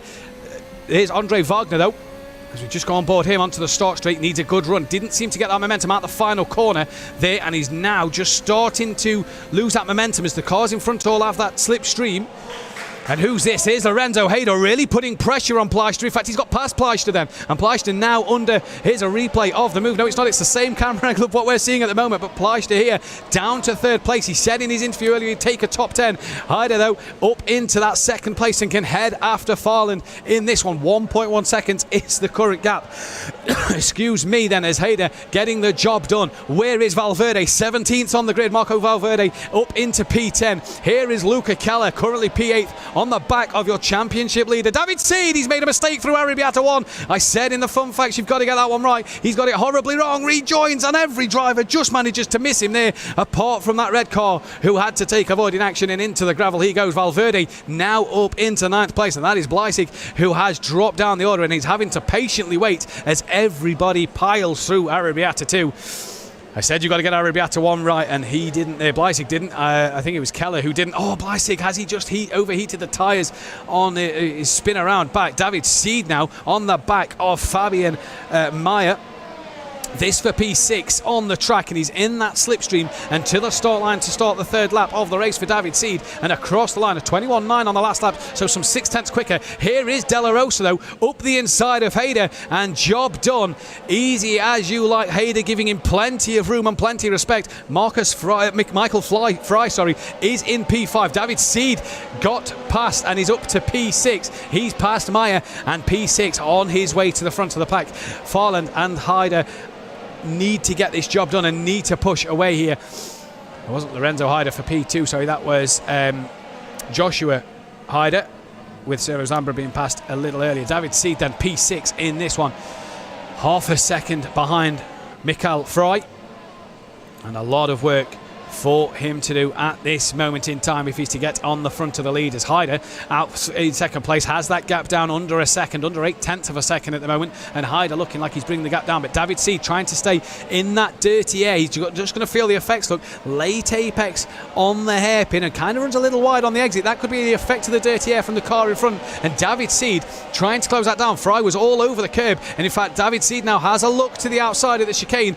and he's going to sensibly back out of that one and just patiently wait. It's a long race this, and David Seed, there you see, now pulls out, gets the great run. We've gone to Andre Wagner then. He's on the back of Migueles, just in front of him. We're now on De La Rosa P4, and he's got Pleister just in front of him, down to third place on the fourth lap, and David Seed and Fry changing position. In fact, David Seed's just lost out to Fabian Mayer there, so has Mayer managed to get back up the inside of David Seed as well, but De La Rosa on the back of Pleister as Fry. In fact, David Seed's lost out to Demerbas, Valverde, Ciro Zambra and Joshua Hyder then. So what has happened to David Seed? A horrible time on the start of this fourth lap, and has dropped all the way down to P11, and has Luca Keller on the back and putting David Seed under some immense pressure at the moment. So a mistake from the championship leader. Maybe there is a few chinks in his armour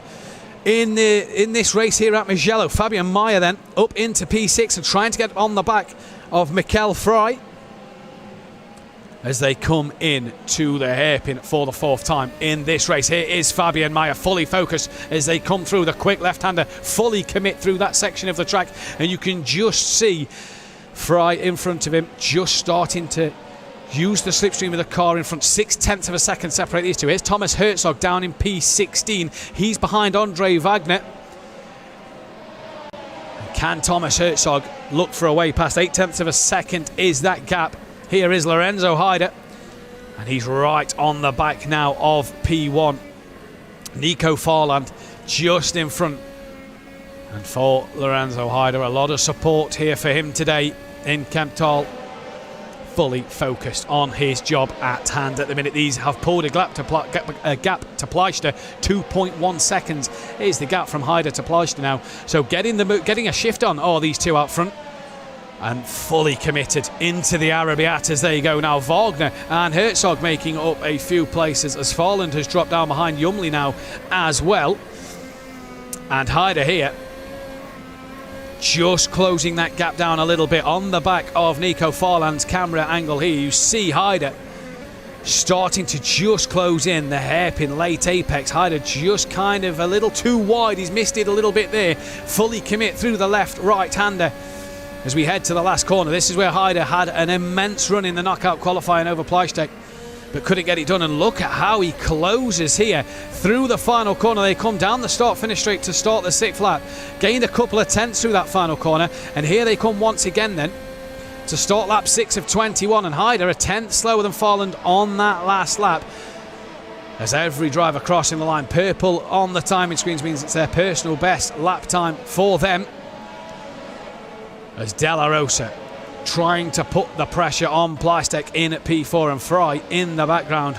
Mikael Fry trying to apply some pressure to De La Rosa as well. And this good result at the moment for De La Rosa will really score him some good points here and promote him up the championship standings if the result was to stay this way. Here is Mikael Fry trying to pressure De La Rosa Fabian Maier just dropping off the back of Fry a little bit. Excuse me.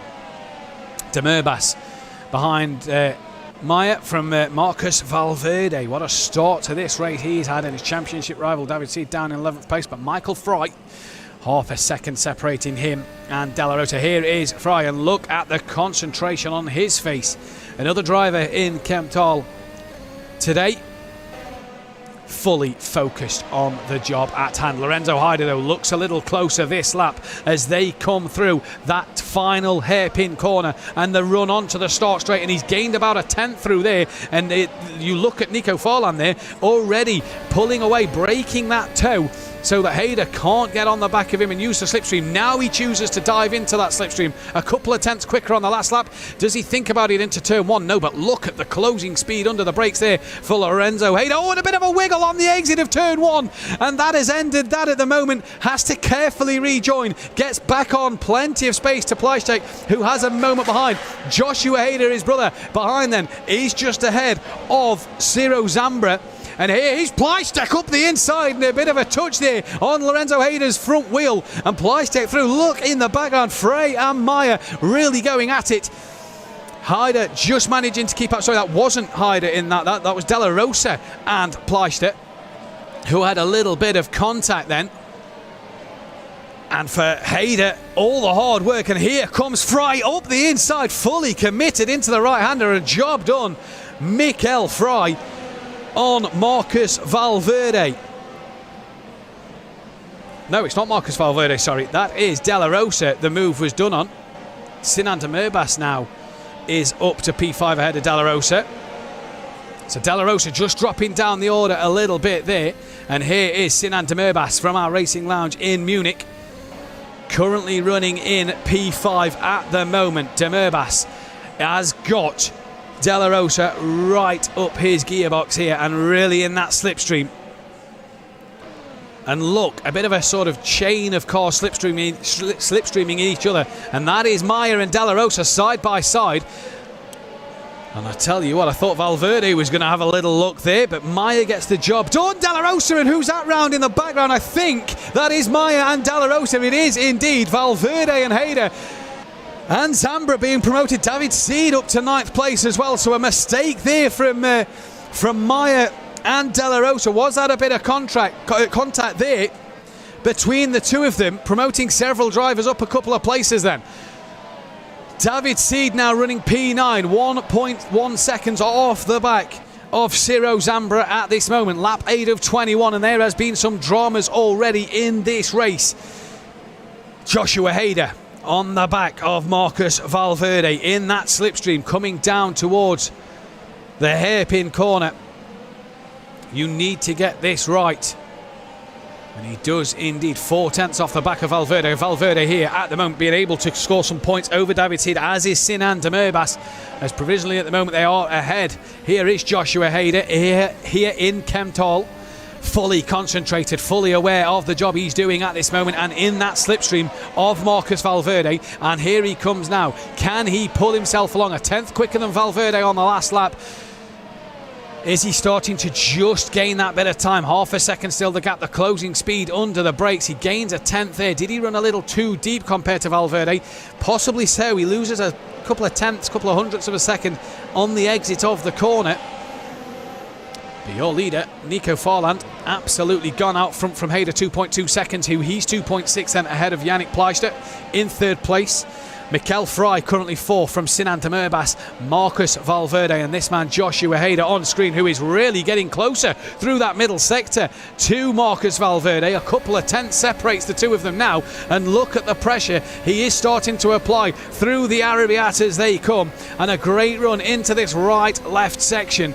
Get this right, could he be full send it mode into the hairpin? He's a bit too far back to fully commit, as Andre Wagner's just dropped down a couple of places, and that's Georgiev and Yumli who benefit from that one. Lap 9 has been started by the race leader, and there is Marcus Valverde. Look at the concentration on this young man's face. Concentrated fully on that final corner. He knows Joshua Hyder is there. Fastest lap, Lorenzo Hyder, a 1:20.4 at the minute, so he is back on a charge. and is fully ready to get the job done. Brother Joshua, though, trying to get past Valverde. He had a look into turn one from Zambra's point of view. He's kind of hoping that these two have a bit of a squabble and he can capitalise on maybe a mistake or two, but he has got David Seed right with him.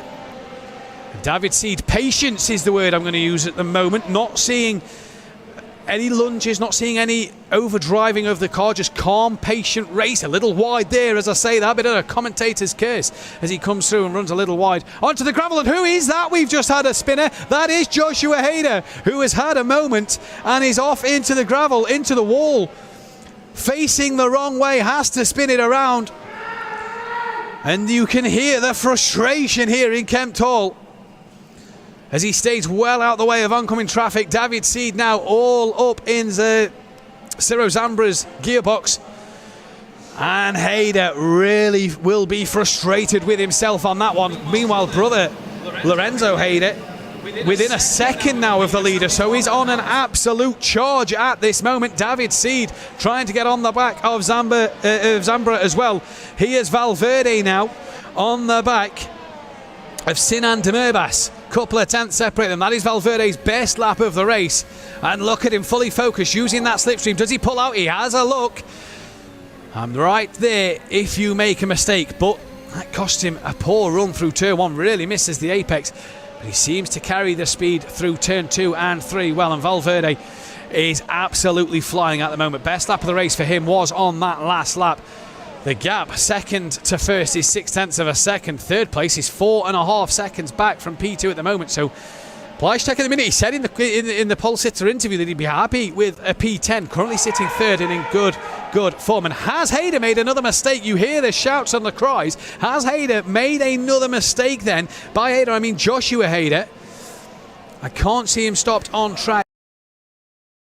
A bit deep in turning entry, but makes that late apex. Now did he pick up the throttle before Herzog in that slipstream? They head down to turn 1. He's going to slowly be pulling Herzog in front. You see that car getting bigger and bigger. Herzog's made his one move to the left. Is that the right thing to do? Has Hyder here up the inside, and as easy as you like, an invitation from Herzog there to Hyder, and Joshua Hyder doesn't need a second invite to get up into P12. That one is job done for Hyder. P12 then, and can hunt down Meyer in P11. Speaking of Fabian Meyer, he is all over the back of Luca Keller here for the top 10, and the final points position is the top 10. Keller some 5.9 seconds off the back of David Seed, and Meyer will want to get past Keller here and get the job done as quick as possible. Thomas Herzog down in 13th place. He's looking to gain on the back of Joshua Hyder once again and retake that position that he's just lost. Can he get and stick with him in that slipstream, follow Hyder a little bit and maybe make his way through the pack? Hyder wants to get on with this. 10 seconds behind Meyer and Keller then to get back in the points. He was scoring good as well. As you see Valverde and Zambra and De La Rosa there setting purple lap times, so setting their best lap times of the race so far. Pleisztek, fantastic job from the pole sitter at the minute in P3. And here is Mikael Fry on the back of the pole sitter, then a quartet if you like almost. And Mikael Fry here in Kempt Hall, and look at that Pleisztek all over the runoff curb on the outside. Would have cost him a couple of tenths there as he got a horrible run, but corrects it for this section into the Arabiat as they come now 1 and 2. Get them both absolutely spot on, and Fry here really focused and determined to get closer to Pleisztek as they come towards the end of this lap. Look at how close these four are now. Yannick Pleisztek in third is the car in front from Michael Fry. We're on board in P4. Sinan Demirbaş and then Marcus Valverde, the car behind. The quartet are really pushing each other along. Pleisztek kind of a mobile chicane at the moment, parking the bus and doing a great defensive job at this moment in time, but a long way to go. Lap 14 of 21 here, and you see the run that Fry gets out the final corner and now can just look at maybe getting up alongside Pleisztek. The gap is a tenth of a second. The cameras hopefully pick them up. They've picked up Lorenzo Hyder here, who is bringing that gap back down to Farland once again, and Fry has got up the inside of Pleisztek. No, he hasn't. Pleisztek holding that inside line. Does that bring Demirbaş and Valverde into play here? No, it doesn't, because they're having their own little squabble in the background. And Pleister here, again, just parking it exactly where he needs to do, doing the job he needs to do, and has gained a bit of time over over Marcus Fry, Mikel Fry. And again, you look in the background, and after Valverde, Ciro Zambra, Julian Macias, De La Rosa and David Seed are all gaining on this quartet up front, and Fry, he looks a cool character, doesn't he, in the car there? He looks as composed as can be. Made a little wiggle for Pleister there out of the second Arrabbiata. And Mikel Fry looks as cool as a cucumber as he comes down towards the hairpin on the back of Pleister once again. 0.4 of a second separating these two, and Pleister's got the hairpin horribly wrong, and Fry there does well not to run into the back of him, but is as close as can be, and is also bringing De Murbas and Valverde. Look at Fry, he's having a look into the final hairpin, a little dab on the brakes there just to make sure he gets it right. He's ran a little deep, and that is De Murbas looking up the inside of Fry, and De Murbas hoping for a run here. Pleister's been led off the leash a little bit and has been set free, as De Murbas here is being put under pressure. He's putting Mikel Fry under pressure, De La Rosa's got past Zambra in the background. Zambra's got that one back. Here is De Murbas. Pleister's gone wide, and this then gives Mikel Fry the best opportunity, but to the outside of turn 2, cannot get it done there. And Pleister again hanging on for dear life. He's hanging on by a thread in this P3. Valverde has now got past. No, he hasn't. He stayed there. It was David Seed getting past De La Rosa for P8 and 9. Looking back from Pleister's car here, and Yannick Pleister really is having to drive this car and defend like he's never defended before. Hyder, the leader, within 0.4 of a second of Fallen now out front, but this battle, 3rd, 4th, 5th, 6th, 7th, 8th and 9th, kind of in a train here. In fact, De La Rosa's not looking at the time screens, he's 1.9 behind. He's dropped back a little bit, so it's just 3rd, 4th, 5th, 6th, 7th and 8th. And there you see the man, David Seed. Now, Mikel Fry, what can you do? Commit through the left hand and right hander. Job done. Get a good run up to the hairpin corner. Pleister just 2 wheels on the grass. Excuse me. And Fry needs that good run. David Seed, late apex then. He's got Zambra just in front of him, and now Mikel Fry has as good a chance as any. 0.2 of a second. Valverde also on De Murbas, and here goes David Seed looking to the outside. Look at Valverde. Oh, and a bit of contact maybe there with De Murbas from Valverde. David Seed up the inside of Ciro Zambra, and that one is job done. Marcus Valverde gets past De Murbas as well at turn 2 and 3. Another job done there. And here he goes into the middle part section of the track, and Pleister here is absolutely defending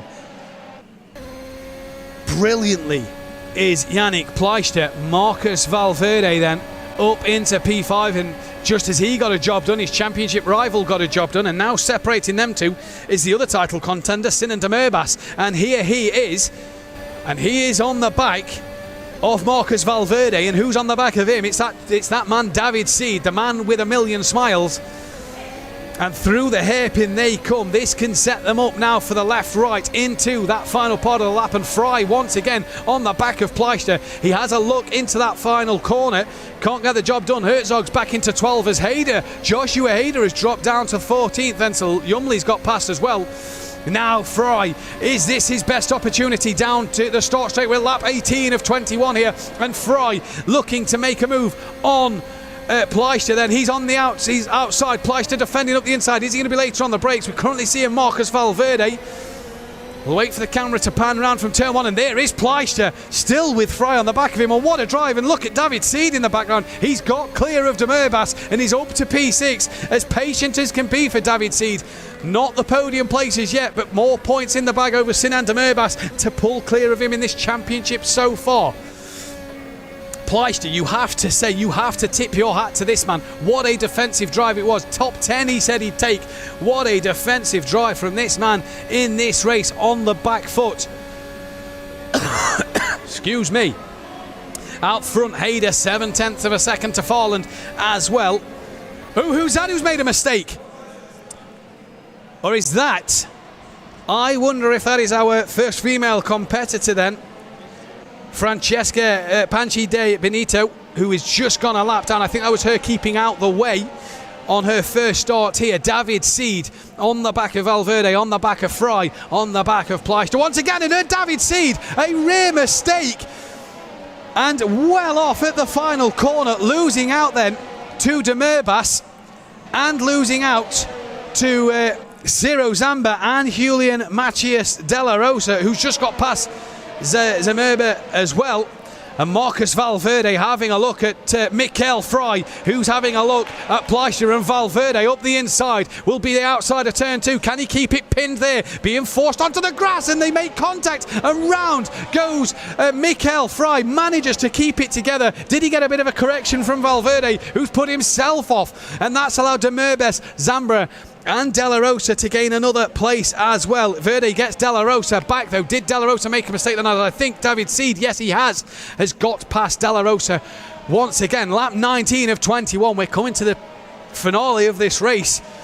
And what drama there has been. Francesca, just being told in my ear, has been disqualified from the race, causing several collisions. So she has been disqualified from the race. So a shame for her. Sinan De Merbas then. What can he do? Right on the back of Mikel Fry. Here, look at the determination on De Merbas's face here. Fry just a little wider than he'd have wanted to be. Does that compromise his run out the final corner? This has allowed Yannick Pleister to just pull himself a little gap and be comfortable here. Here comes David Seed on his closest rival, Marcus Valverde. Fry, though, looking to defend from De Merbas, and De Merbas trying to go right around the outside. Inside for turn 2. Is De Merbas done the job he has done, and Fry has to yield that. And I think David Seed actually in the background has got past Valverde. Yes, he has. So David Seed, even though he's made a couple of mistakes, he's now up to P7 once again. And look at Fry having a look. Look at Ciro Zambra having a look at Mikel Fry here. Then your right-hand side of your screen is for 17th and 18th place. That is Bleisig defending from Antonio Rivoli and being able to hold on to P17 on the right-hand side of your screen. Back to the action now up front. Mikel Fry was fighting for a podium. He's now down in P5 at this moment in time. And what he's going through his head, he's got to refocus here as the leaders are on lap 20. The leaders are just about to start lap 21. And on to the final lap they go, and look at this. Lorenzo Hyder here looking to the outside at turn 1, and Nico Farland defending from him. It's do or die for Lorenzo Hyder here. Last gasp saloon. And he's just made a little mistake, a bit of a correction he has to make through turn 2 there, which is giving him a horrible run, just loses him a bit of momentum. Look at the left-hand side of your screen. Mikel Fry currently comfortable, but David Seed getting past Ciro Zambra, trying to make up another position. P6 for David Seed on the last lap. Can he get Mikel Fry to get 5th place as well? So David Seed making some late moves, but Nico Farland been out front most of this race, has had pressure from Lorenzo Hyder. But Hyder has made the mistakes himself that has let Nico Farland off the leash here. And Lorenzo Hyder has only a few corners left to get this job done. 0.4 of a second, and we saw what he did in that knockout qualifying earlier on. He doesn't want to do the same in this race through the left-right section. Here we go then to the final corner for the final time in the Challenger League race here at Mugello, and Farland a little wide on entry. That gives Hyder a great opportunity to have a run. Not the exit he would have wanted there. He loses a couple of hundreds, and it's gonna be Nico Farland who takes the checkered flag in P1 from Lorenzo Hyder. Pressure at the end, and as you can see, Nico Farland a very, very happy man. But for Lorenzo Hyder, frustration and maybe a few too many mistakes from himself. Yannick Pleister finishes P3 ahead of Sinan De Merbas. David Seed got ahead of Mikel Fry for P5 from Ciro Zambra. Marcus Valverde down in 8th, but a great drive nonetheless from 17th on the grid. Julian Macias de la Rosa in P9 from Fabian Mayer P10, rounding out the points. Luca Keller P11, Herzog has crossed the line 12th. Stefan Yumli has crossed the line in 13th. Joshua Hyder, disappointing race for him in 14th as well. Valentin Georgiev crosses the line 15th place. Andre Wagner has crossed it in P17. Jason Blysick in P17. Andre Wagner 16th. Antonio Rivoli 18th. Guzman Miguelas in 19th place. Mikael Farland in 20th and Felipe Gonzalez 21st. Don't forget though, this is a preliminary result. Race control will have some work to do, it looks like, to get our final classification for you. Mikael Farland just coming to the end of his race. But for Nico Farland, what a job from him. For Lorenzo Hyder, what could have been a couple of mistakes. And you see there a shake of the head in disappointment maybe. And you can just see the frustration on Lorenzo Hyder's face. Just too many mistakes in his own driving. And he just looks distraught. And what a shame for the young man. Drove a great race in the knockout qualifying. Got pushed back to P6. Got the start he needed, but just a couple of mistakes that cost him this potential race win here on what we have the classifications at the minute. But don't forget, this is preliminary result. The race control will take a look at the action and will apply penalties where needed. The final driver's just coming back into pit lane now then, and you can just see a thumbs up P2 and a clap there from Lorenzo Hyder. An applaud maybe to Nico Farland for the race win, but you can just see the disappointment on this young man's face.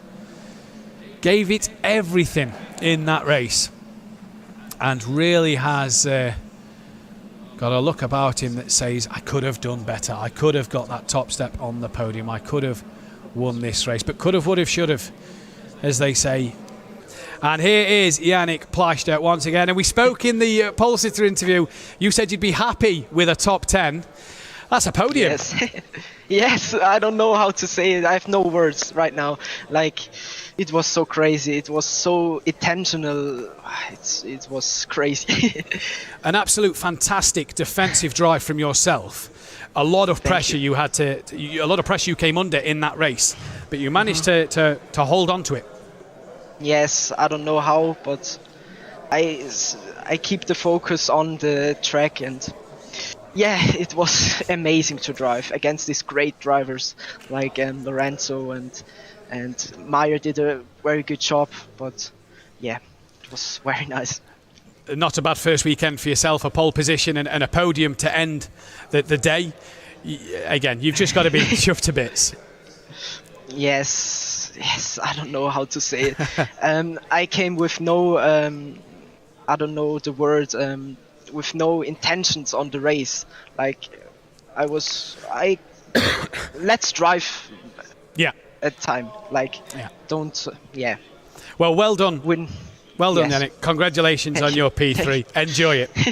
Thank you very much. And I think we can be joined now by Lorenzo Hyder as well. Yo, hi. Hi. Ciao. Lorenzo, unlucky there. Yes. Just wasn't to be today. I have no words. My pace was really good. My target was P1 and result P2 is good for the championship, but a little bit sad with this result because my pace was good enough to P1, and I have two bad luck as seen. So yeah, a little bit disappointing. To get the penalty in the knockout qualifying, starting P6, you got the job done off the line. Just them few mistakes that you made in that race. One mistake from myself and two mistakes from other self. So yeah, I can't believe it. I'm sorry. I have no words. Yeah, you look like you look very unhappy, but well done today, P2 nonetheless. Congratulations. Thanks. Here he is now. Nico, that was insane. Fantastic job for yourself. Congratulations. Oh, sorry, we didn't have him in the channel. We've got him in now. Nico, congratulations on that one. Hard work at times, but you got it over the line. Thank you very much. Yeah, it was a quite hard race. Lorenzo was a little bit faster than me, so he do 2 mistakes in the race. So I think at that point he's losing the race. So, like you say, not the overall pace from yourself, but enough to do the job that you needed to do. Yeah. Lorenzo was so quick at this circuit. I pushed every time I knew that in the second sector in this dirty A he cannot pass me. So I tried to get a better exit in the last corner so he cannot pass me in the first corner. So it worked out and we won the race. And you've got an absolute massive smile on your face for that race win. Yeah, of course. Nico Farland taking the race win from Lorenzo Hyder. Yannick Pleister in P3. There you see a very happy Yannick Pleister getting his medal for P3. And look at that, a high five and a massive, massive smile from him. He is absolutely delighted with that one. Couldn't be happier. Here then is Lorenzo Hyder, and you can still see the disappointment. A round of applause here in Kempthal for Lorenzo Hyder. Still happy with the P2, not the win he wanted, but a P2 nonetheless. Another happy man with a massive smile, and he gets his medal. Nico Farland, the top step of the podium, who will receive a handshake and his medal as well around his neck, and a very, very happy man, flexing the muscles. Very happy with that one. Hopefully he'll head up to the camera. Thumbs up. Your final classifications: Nico Farland, Lorenzo Hyder and Yannick Pleister on the podium. David Seed, Michael Fry and Michael Farland with penalties.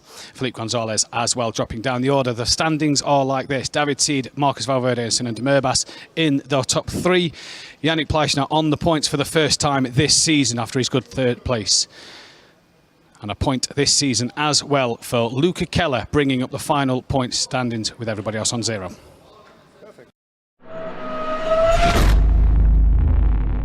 This is Racing Unleashed Beyond the Pinnacle.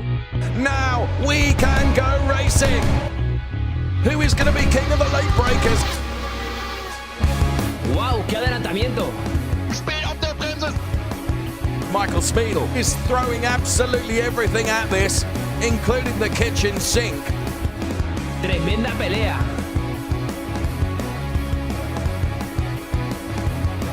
Disaster strikes. Unglaublich. ¡Wow! ¡Qué pelea! I'm loving this.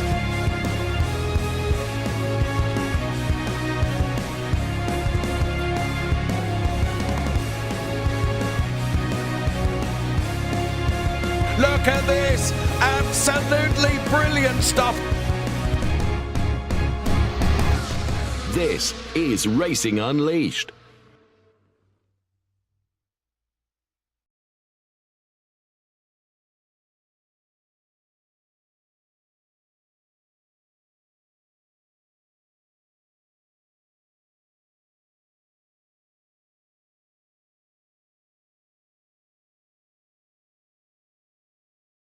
Hi, my name is Ralph Möller.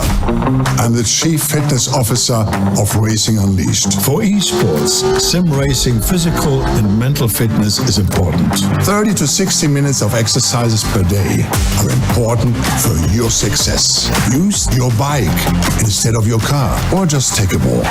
There are no excuses. Running, cycling, swimming, or gym. Just keep it going. So get fit and fast with a Gladiator. Racing Unleashed. See you soon. Thank you, Ralph. Here we are then, and this is the way it looks in terms of how our grid will shape up for Silverstone. Felipe Gonzalez going from pole position. Then it'll be Valentin Georgiev. Yannick Pleister, good opportunity for Yannick. Also good opportunity for Ciro Zambra going from P4. Then it's Nico Farland, Luca Keller, Tiziano Caponia, Yannick Schmidt, Lorenzo Hyder and David Seed. Well, on the 5th row of the grid, he goes from P10 ahead of Hugo Pinto. Then it's Fabian Meyer. Joshua Hayder, Julian Matchas de la Rosa, Astrid Vollenweider, Michael Farland, Sinan de Merbas, Patrick Haberman, Borja Zazo and Matthias Overkirk. They occupy the next 10 rows of the grid, if you will, or the next 5 rows of the grid, taking us from P11 to P20. This after our knockout qualifying here at Silverstone, and then it's Ondrin Kaifer that brings up the rear in P21. That's the way it looks then, and of course we will be bringing you the grid in full just ahead of the race. Absolutely fantastic stuff during knockout qualifying. It was really, really entertaining for us. No question about that, and great competition going on within the realms of our drivers here in the Challenger League, which is where we are at today. Here is what the drivers are up for then in terms of prizes.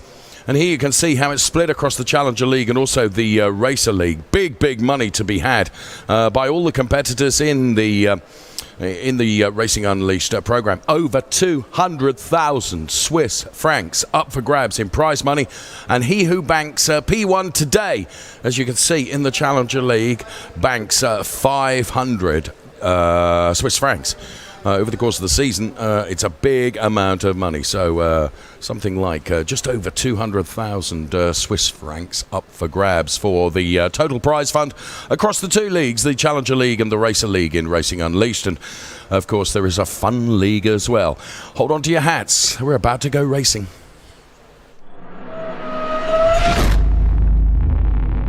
This is Racing Unleashed Beyond the Pinnacle. Hold on to your hats. We are on the grid. Who is going to be king of the late breakers? Excellent on-board shot. Michael Spiegel is throwing absolutely everything at this, including the kitchen sink. Look at this. Absolutely brilliant stuff. Disaster strikes. Unglaublich. ¡Wow! ¡Qué pelea! I'm loving this.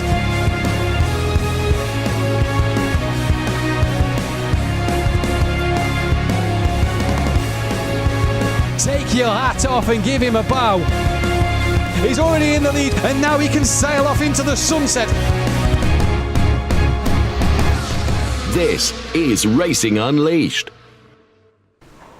And there is such huge competition in Racing Unleashed, but such a huge sense of camaraderie as well, because in Racing Unleashed, we are family. And whilst all the drivers are huge competitors out there on track, when they get out of the simulators, you can see that they are absolutely friends and have such a good relationship between each other across all of our lounges. There really is such healthy respect and friendship as well, and it is always a delight to see. And of course, it's what you always want. You want to be hugely competitive out there on the track, but you want to have great fun off the track as well. So we are family, Racing Unleashed. No question about that.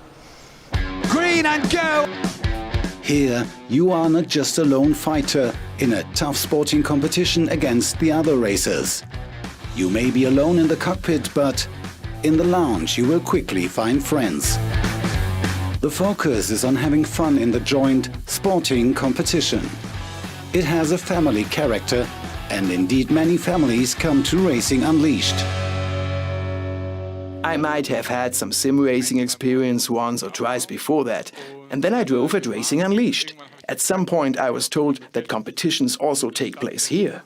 It totally fascinated me, these cockpits that move. It's all very realistic and not like at home on the console. Well, I was the first to be there, and then I told my dad that I was driving in the simulator at Racing Unleashed.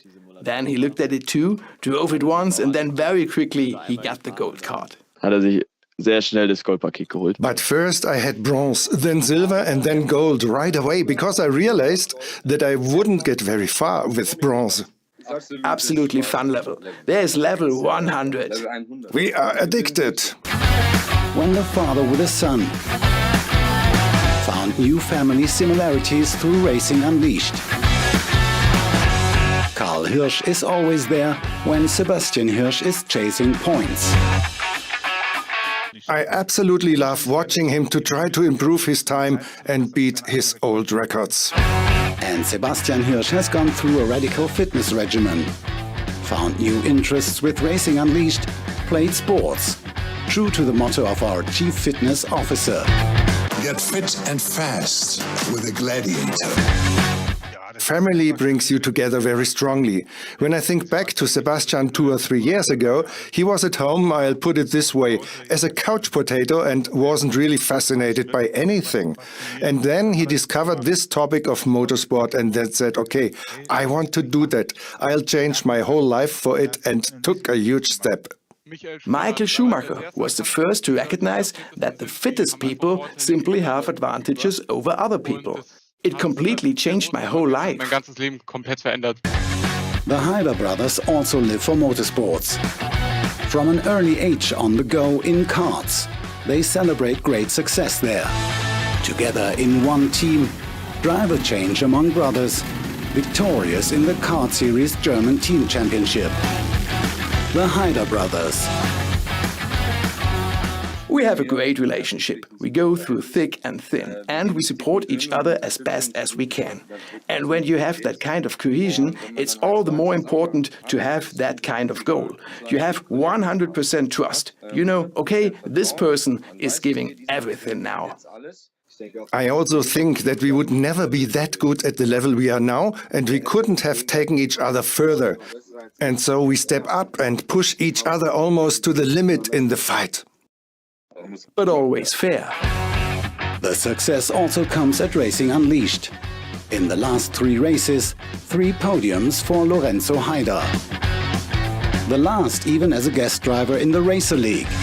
Now the fraternal double podium is missing. Sometime. Sometime? What do you mean? It has always been our goal. It will continue to be our goal. And then we will see how far we can get. Hyder 1, 2. A very unusual constellation in the Fahrland family. Father and son are both active in the Challenger League.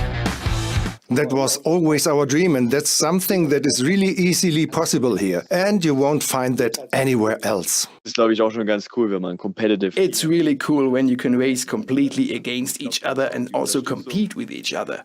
And I think that support is also very important. Was nicht so ganz läuft. Racing Unleashed, a unique family bond. Or, in other words, we are family.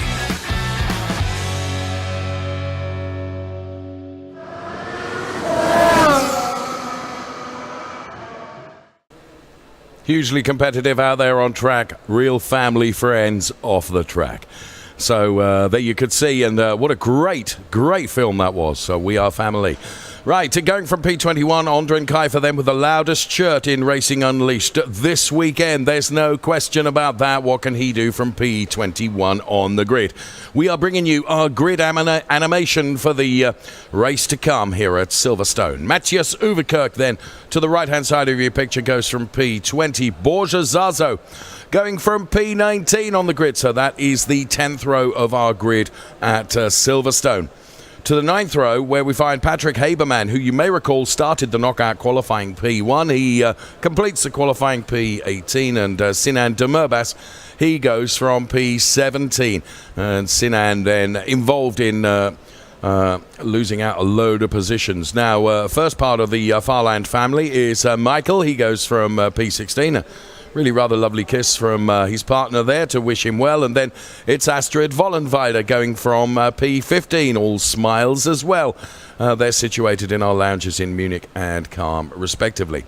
Julian Machas Dalla Rosa goes from Munich P14. And the first of the Hyder brothers then, it's Joshua, who is going from P13. And he sits literally a couple of meters away from my studio here and he is ready to go in Kemptthal from P13.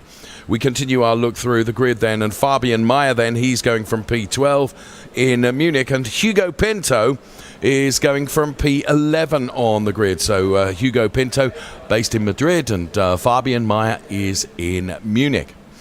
Now, Lorenzo Hyder, the other Hyder brother, he goes from P9. And right alongside him then, in our racing lounge in Madrid, is David Seed. Hopefully David can hear us. And Yes, David, Yeah, that's brilliant news. Good afternoon to you. Friend, you've got some overtaking to do. I thought you did a very good job in qualifying.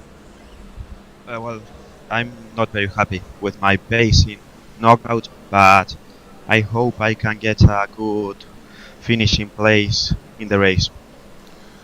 Well, we will see. Don't be surprised if David Seedy's on the podium. That is our fifth row of the grid. P9 for Lorenzo Hyder and P10 for David Seed. As we continue scrolling through our Silverstone grid, Yannick Schmidt going from P8. He's in Munich.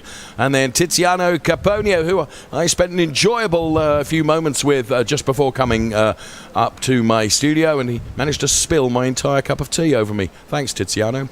Luca Keller goes from P6, and Nico Farland goes from P5. Those drivers are based in Calm and Munich, respectively, and Nico Farland, of course, son of Michael. He's going from P5. Ciro Sambra, going to be a danger man from P4, as is our P3 driver, Yannick Pletcher. Yannick has tasted success in Racing Unleashed. He would dearly love to do it again, and I congratulated Valentin Georgiev for his P2 position here in Kemptal. And then the best of everyone in knockout qualifying was Felipe Gonzalez in Madrid. He goes from pole position. He is offered best wishes then just ahead of the start of the race. That is our league lineup for this race here in Silverstone. All the qualifying is done, and now it's down to the race. The lighting gantry is about to erupt in light. We are ready to go racing. This is Racing Unleashed. This is the Challenger League. Hold on to everything as the lights go out. It's a reasonable start from Felipe Gonzalez, but an even better start now. I said that Yannick Pletcher could be a danger man from here. Looks like he is being hounded right at the start of this and has lost a place already, and it goes back down to P5, so that's something like the commentator's curse, isn't it? So Gonzalez from Georgiev, and then Sambra, who I also said would be one to watch, and Sambra P3, and Nico Farland up to P4 as the drivers make their first tentative steps around this huge Silverstone circuit, which comes with such heritage that all the drivers love racing here. Yannick Pletcher now recovering nicely and has found himself in P3. So Yannick Pletcher, who, as I said in one of our earlier rounds, has tasted the rich spoils of success, and he'll be fancying his chances here. But Felipe Gonzalez is escaping up the road and has already built some 7/10 as we look at this fantastic complex of turns of Maggots and Beckett's and Chapel as well. Very, very fast part of the circuit, leading to the fastest with Nico Farland that we go on board with. So here comes Nico Farland then, currently running in P5, but Nico Farland makes it to P4 and relegates both Georgiev and Tiziano Caponio. So Felipe Gonzalez and Ciro Sambra now has taken the lead. I can see from our graphics on the left-hand side of the screen as there is so much overtaking going on that it's a job to know where to point our cameras, and we have loads of them around this Silverstone circuit as we complete our first lap of racing. It is Ciro Sambra from Yannick Pletcher, and then it's Felipe Gonzalez. Georgiev is under pressure here from David Seed, who is moving up the order and now finds himself in P8, having started P10. So he's moved up a couple of places. Here comes Valentin fighting back and retakes P9 from Pinto. So Ciro Sambra with 3/10. Make that 4/10 now over Yannick Pletcher in the lead of the race. And Nico Farland now is P3. They are our podium placers, but there's an awful lot of racing to come yet before we even think about a podium. Ciro Sambra leading by 4/10 over Yannick Pletcher, P2. Nico Farland, P3. Let's go on board with Ciro Sambra. What can he see in front of him? Utterly nothing. Clear tarmac. He should be able to nail every apex through this Beckett and Chapel series of turns, and then out onto the Hangar Straight. He has got clear track ahead of him. Yannick Pletcher, though, has reduced the gap to 5/10 between P1 and P2. Yannick Pletcher meaning business here then. Discretion the better part of valor of that little overtake. And David Seed now chasing down hard. He's currently running in P8, having taken up a couple of positions already since the start of the race. And David Seed is not one to be ruled out of this. I said when we were going through our grid animation that he could well be a podium sitter, as Yannick Pletcher sets the fastest lap of the race early on, but he's now some 6.5 tenths down on Ciro Zambra. And now Tiziano Caponio, we can see there as Yannick Pletcher has lost out on a huge bunch of places, according to the graphics on the left-hand side of the screen. Here is Felipe Gonzalez. Tiziano to the inside then, and he's going to make this work. So absolutely brilliant move from Tiziano Caponio up into P3. So it's Ciro Zambra, Nico Farland who's P2, and Tiziano Caponio now in P3. There he is with the trademark baseball cap on, doing a very good job indeed. Luca Keller is currently running P6. He's just ahead of David Seed. And David Seed is really trying to reel in Luca Keller so that David Seed can advantage himself yet another place. He's currently running in P7. There he is in the all-yellow car. And there is Luca Keller then, the very man that he's chasing. But Luca Keller has got his target sights on Yannick Pletcher here. Luca Keller to the inside. They go almost 3 abreast. A little touch between Yannick Pletcher and the other car. And Luca Keller then does advantage himself a position. And so too does Yannick Pletcher, back into P4 now. So lots going on in the early stages of this, as now Ciro Zambra sets the fastest lap, as we put another lap into the book here at Silverstone. This wonderful Racing Unleashed Challenger League race here at Silverstone, our second date in the UK, having already been to the somewhat roller coaster like Brands Hatch in comparison to the really rather flat but very, very fast tarmac surface of Silverstone. On board with David Seed, now running in P6, quietly picking off all those cars ahead of him.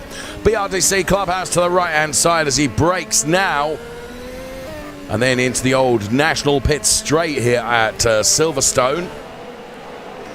And that's precisely where that is before you head off into Copse, of course, which is taken so quickly. And Copse comes up now, the right-hand side, or the right-hander, I should say, for our drivers. Sinan Demirbaş running in P7. David Seed not still able to get by Keller at the moment. We go on board with David Seed, who's being chased down by Sinan Demirbaş, and also Matias De La Rosa, who's running P8 at the moment. So Ciro Zambra with 2.5 seconds to the good over Nico Farland.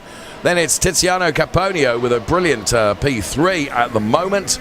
And here is Sinan Demirbaş then. He was somewhat unlucky during our knockout qualifying, in my opinion, and is therefore having to fight from further back down the order than he would perhaps like to be. So Ciro Zambra, fastest lap out front. And as he crosses the timing line, he extends his lead to 2.7, make that 2.8 seconds over Nico Farland. Where is Nico's father running significantly down the order? Wellington Straight now that we are on. Wellington Straight leading into this left-hander, which is taken so quickly. Ondrin Kaifer then.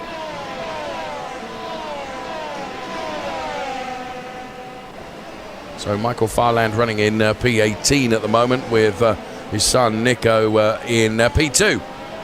So Ondrin Kaifer running in P11, just outside the points, if you will, as Zazo goes by Astrid Vollenweider with the fight that's going on for P14. But we keep an eye on Ondrin Kaifer here, chasing down Pinto ahead, and Georgiev is the car that's just ahead of Pinto. So opportunity here potentially for Ondrin Kaifer as we go on board with him now. I absolutely love these onboard shots here at Racing Unleashed. They give us such perspective of what the drivers are going through inside these wonderful simulators. As whoa, carrying just a bit too much speed there, but it was a big save from Ondrin, running out onto the grass, but holding it all together now. David Seed still in that P6 place, not been able really to reel in Luca Keller. Luca Keller doing a good job here. I wonder whether it is because David Seed is very conscious of the fact that he's got Sinan Demirbaş right up his trumpet. So we're about to put another lap in the book. You can see the David Seed fan club sits behind him in the lounge in Madrid, watching on as he goes through farm and now breaks for village. And he does get closer now to... oh, and there you can see Sinan Demirbaş. I said he was looking very, very aggressive. And sure enough, he has taken it to David Seed. David Seed now having to take very big defensive moves here to prevent Sinan Demirbaş from coming through. Now, Sinan on the outside there was never going to be able to make that work. But this is why David Seed has not been able to really get by Luca Keller. It's because his rear view mirrors have been full of this car, the car of Sinan Demirbaş, as we're down the national pit straight now, on board with David Seed, who breaks away just a little bit from Sinan Demirbaş now. So it's Zambra from Farland, Caponio, Pletcher, Keller, and then this fight that we're watching. And it's great that we're staying with this, because there are 3-4 drivers here who all effectively could be after this P5 position. Here comes David Seed. Is he going to be king of the late breakers? Dive to the inside. No, he's not. I'll tell you what, Luca Keller took just a little bit too much curb there. Did it unsettle the car? No, he appears to have it all completely under control. Now rounding the final turn to put yet another lap on the record charts here at Silverstone. And it's another lap on the record charts with Luca Keller staying in P5 and preventing David Seed moving further up the order. Through farm we go. And now, oh, an opportunity for David Seed. He had to be bold there and had to be committed to it, and he was. And now David Seed has received some of his own medicine back again. And he still stays ahead of Luca Keller and Sinan Demirbaş. That was a very, very aggressive move from David Seed. He had tried everything everywhere to try and get by Luca Keller and had failed, so he had to be bold and ambitious, and he certainly was there. There was a little touch between the two of them, but David Seed, after many, many laps of waiting, has gone through now into P5, and you can see he is quicker because he's been able to break away a bit from Luca Keller. Although that could be just telling the story of Luca Keller now having to defend from Sinan Demirbaş and Matías Dalla Rosa and Ondřej Kajfer as well.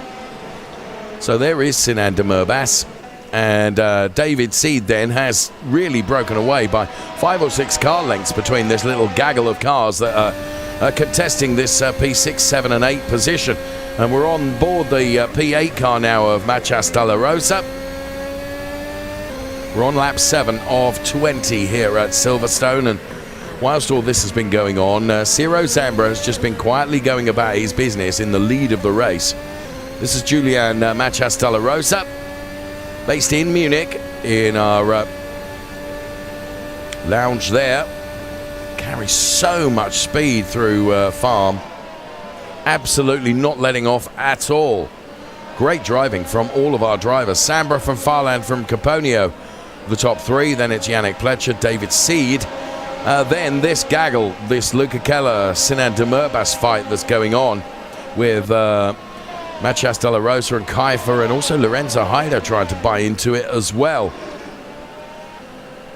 So Luca Keller and Sinan Demirbaş then eventually exchange positions, and Sinan Demirbaş goes through. And now he's got to set about trying to reduce the margin that David Seed has on him now, as David Seed is trying to reel in Yannick Pletcher for P4. I said right at the beginning of the race that a podium place for David Seed was not potentially out of the question. We'll see when it gets towards the end of the race. We're not even at half distance yet, with Ciro Zambra extending his lead still further, 4 seconds over Nico Farland in P2. Then a good showing from Tiziano Caponio in P3. Here's Julian Matías Dalla Rosa then, also chasing after Luca Keller now, who has seen a number of cars go by him, regrettably. But Luca Keller, of course, with every turn, with every centimetre of tarmac, is still learning his craft here. Wonderful young talented drivers that we see in Racing Unleashed. Well, young and old talented drivers in Racing Unleashed. Age is no barrier, that's for sure. So Luca Keller pinpoint accurate through the turns, holding on to the car nicely, running in that P7 position. Sinan Demirbaş having got by, and here is Ondřej Kajfer, who could do without the moniker of P9. He'd rather have P8, and Ondrin doing everything he can to chase down. Now, Ondrin is in our racing lounge in Zurich and is chasing down Machas de la Rosa, who is occupying that P8 position at the moment. Now Zambra has settled on that kind of 4-second margin over Nico Farland. It's not really increasing by very much now. Just wonder whether Nico Farland in the second half of the race will be able to find something to be able to potentially take it to Ciro Zambra. So Julian Machas de la Rosa and Ondrin Kaifer are contesting this P8 place. Love this shot as well. Oh, and that was a bold move from Machas de la Rosa on the inside of Luca Keller, but he wasn't able quite to make it work. Here is Julian then into the club corner turn now, left then right, and then of course more of a sweeping right round club, which brings you onto the start-finish straight, and we start on lap 10 of 20, which means when we're halfway through the kilometres around the Silverstone circuit, we will be at half distance within the race. And this is how Luca Keller is having to defend from Sinan de Murbas, and now he had additional momentum there, but Julian Machas de la Rosa was almost able to take advantage as well. And that's the trouble when you're hunting, because you're being hunted at the same time. To the inside now, a little barge on the wheel, and that sounds the Luca Keller car around. And that will be looked at by race control. It does put Machas de la Rosa ahead, but Luca Keller really losing out there, and there was just the most innocuous touch on the wheels, but that is just enough. The cars and the drivers are at such limits that a little touch like that is enough to send the car around. And Ondrin Kaifer and Lorenzo Hyder was able to take advantage of those situations and come through and put himself into P8. As Yannick Schmidt now, we were watching all the way through the pack. There is plenty of side-by-side racing going on, and when you've got a battle of 3 cars together, as Yannick Schmidt loses out to Borja Zazo, who goes through, and it's Joshua Hyder who's into P11 now. But look at them, they're swapping places. Here's Borja. He's in Madrid, and he's got clear tarmac ahead of him now until the next gaggle of cars. And this is Yannick Schmidt, currently running P12. And may I just say, as I look at our timing screen, that David Seed is getting ever closer to Yannick Pletcher for P4. Just saying. So Schmidt then, and Luca Keller. Luca Keller really unfortunate to be called out in that little touch that came from Machas de la Rosa, which cost him some 4-5 positions. As I say, everything here, as we have seen, if you were with us right at the start of the program, which I so hope you were, I was explaining the roles of our big race direction team, who have access to so much data and even more camera angles than we do in our fantastic TV production.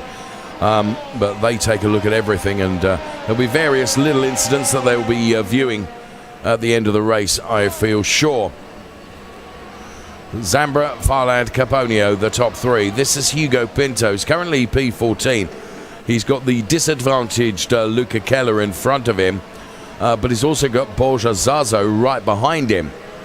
And Zazo and Gonzalez really pushing hard here. On to lap 12 of 20 here at the Silverstone circuit, so revered by all racing drivers, and the second of our 2 events in the UK. And the circuit really could not be much different to the roller coaster of Brands Hatch, which is where we were racing last time around. Now Ciro Zambra has turned the wick up a bit, because he has increased the margin to 5.2, as Borja Zazo, I said, was dangerous on Hugo Pinto, and sure enough, with a very clean and tidy overtake, Borja Zazo goes through to pick up P14. from Hugo Pinto, who subsequently is relegated to P15. I also mentioned that David Seed is moving up as well, and now is within potential striking distance of Yannick Pletcher. So David Seed in P5, Yannick Pletcher is P4. And yes, it was me that said is a possibility, is a potential up for grabs for David Seed to take a podium out of this race. Well, it's still possible, obviously, as so the laps count down, and just credit to all the drivers that are in front of David Seed, where once upon a time David would be able to cut through like a hot butter through knife. He's not having quite such an easy time of it now, and that reason is because all the drivers are really, really on the pace here. Pinto has just lost out from Gonzalez, I can see, but we're watching the P5 driver, David Seed, and Yannick Pletcher is well within his target sights.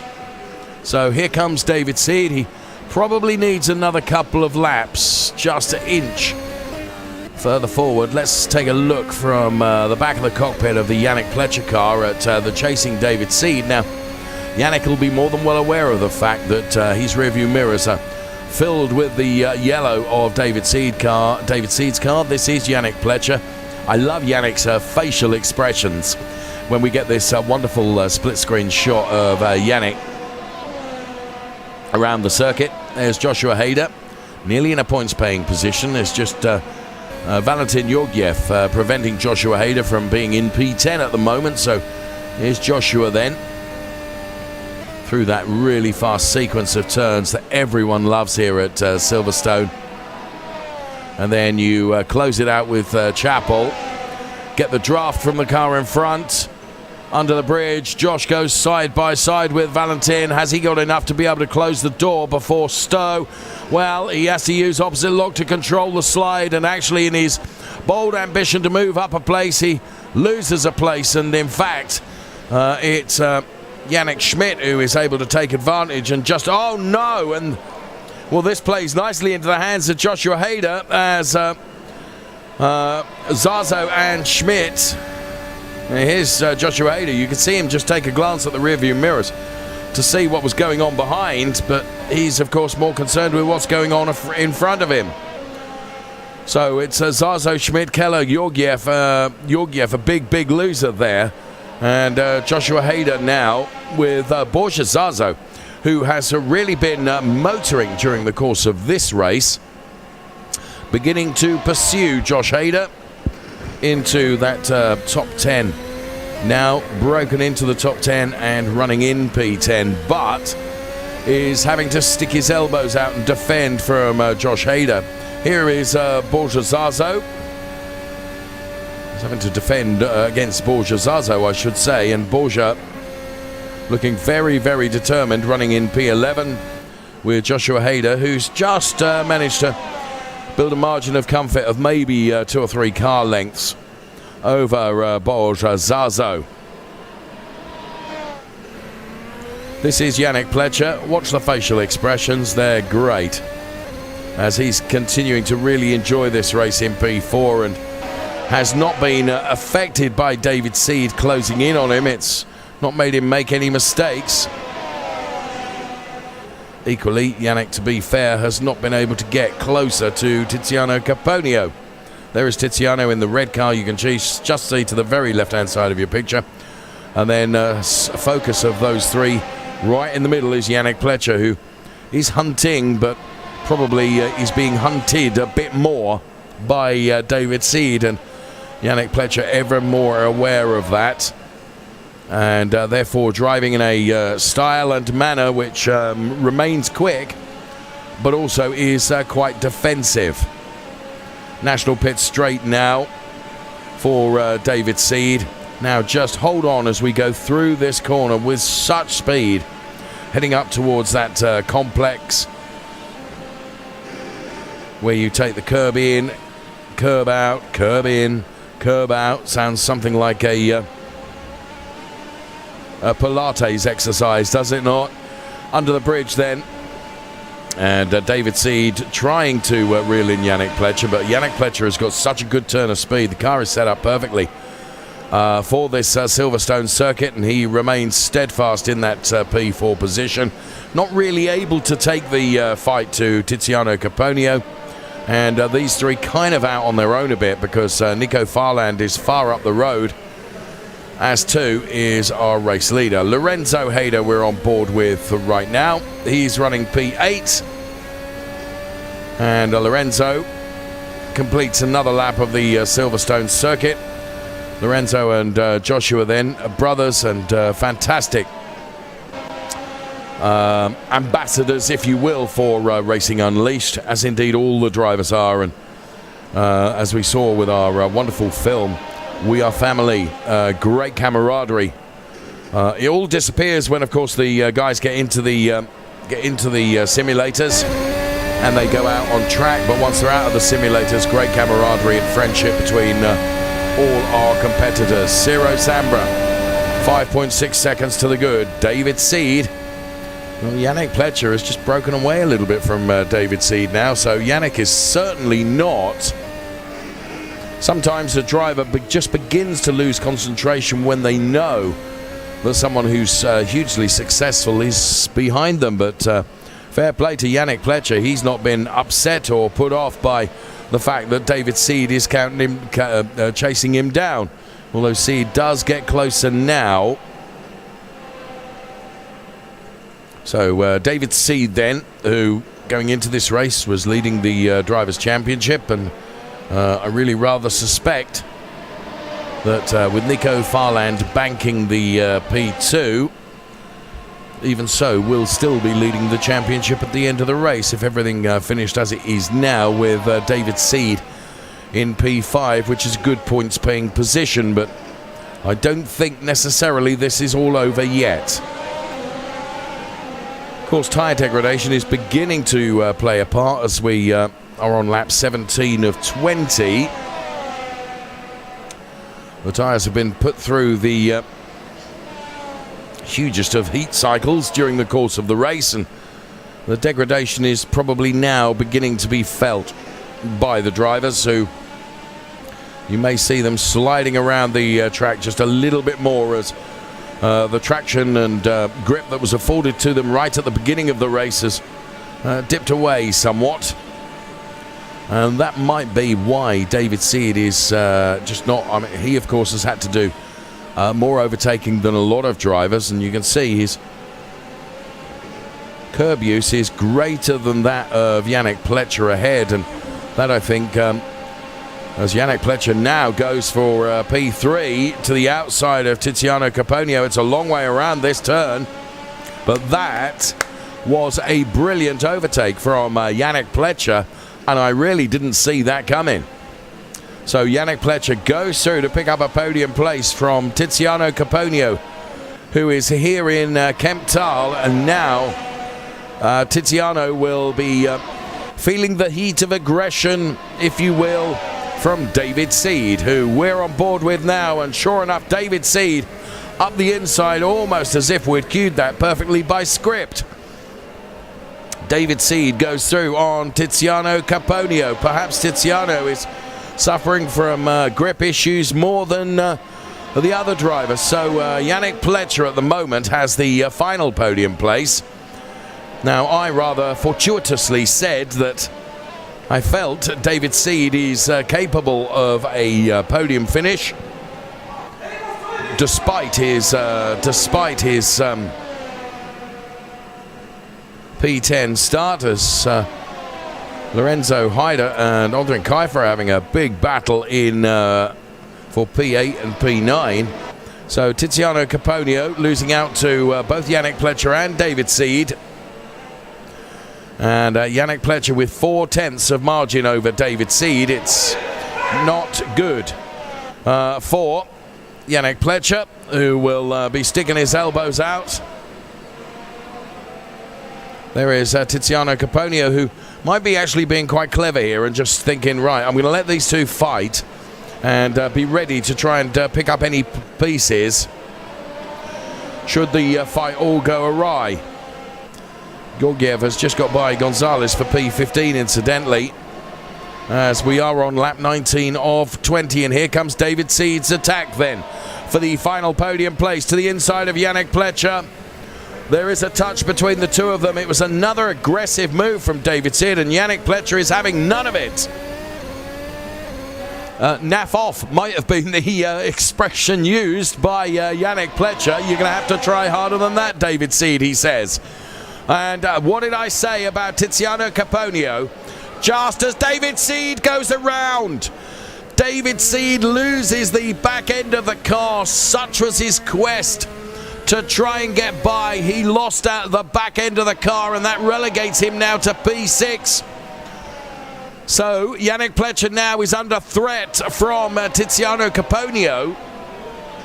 Now, in my career, it's not often I say things that are right, but I did feel that Tiziano Caponio might just have been being very, very clever and allow David Seed and Yannick Pletcher to have their own fight and to try and pick up the pieces. And Tiziano Caponio absolutely determined to take a podium here, but Yannick Pletcher is the driver that is ahead in that all-green Formula Hybrid X Evo 2022, and now Tiziano Caponio under threat from Sinan Demurbas. So side by side, Demurbas has done this.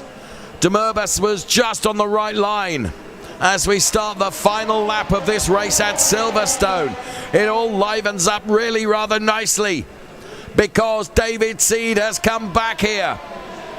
And David Seed on Tiziano Caponio now, all the way around the outside. Is looking for P5. The outside gives him the inside for the next turn. He is in P5. He has Sinan Demurbas and Yannick Pletcher ahead. But the remainder of this lap. Now, Tiziano Caponio is probably not going to take this lying down. We're on board with Ciro Zambra. We've not seen much of Ciro during the course of the race. The reason for that is he's been so blooming dominant. He's 7 seconds up the road of Nico Farland and Yannick Pletcher. So Tiziano Caponio then on the National Pit Straight. Wow, what a race in the final stages of this. But I think the cars that are P3, 4, 5 and 6 are gapped sufficiently where not much is going to happen here. I think Sinan Demurbas was just so clever.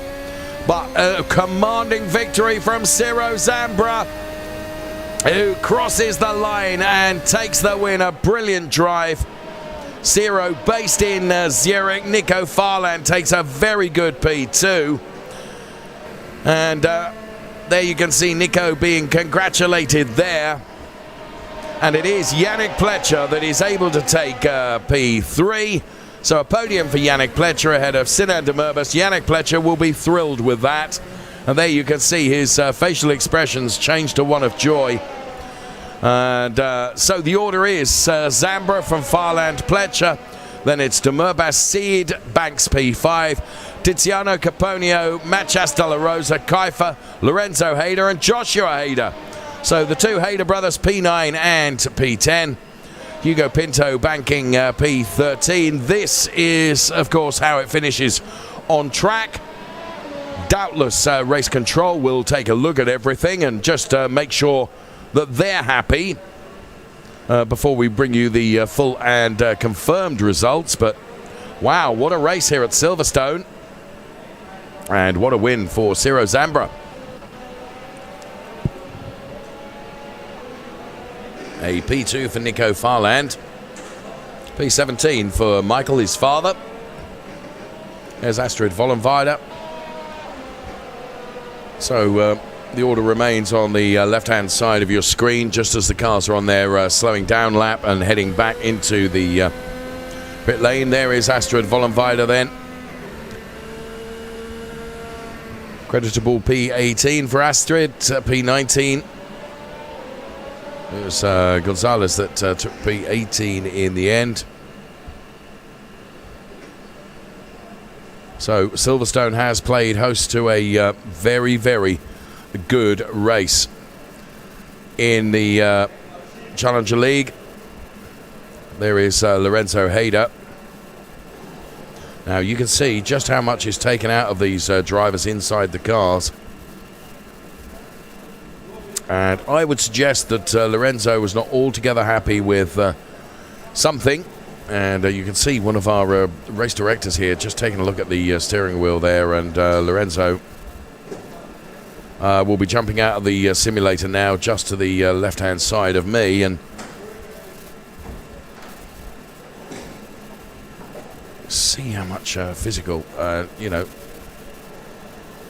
lot of heat expelled during the course of that. So Lorenzo and Joshua then finishing P9 and P10. And look of consternation. There's Joshua jumping out of the car.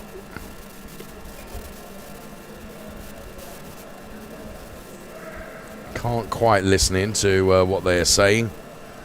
Not that I would be necessarily able to understand it in any event, but always interesting to hear what the drivers are saying. There you can see a move being discussed. And do bear in mind that we have a very, very big panel of stewards and race directors who will take a look at everything, including this situation here. Now, this may have been what Lorenzo was talking about, though I suspect it wasn't. Now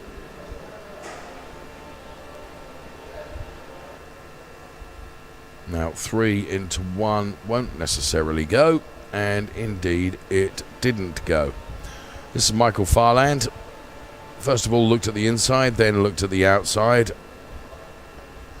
and then something of a sideswipe. He did very well to hold on to that car, and this is Valentin Yordyev, and it's almost poetry in motion there with the two sideways cars, and then a huge hit from behind.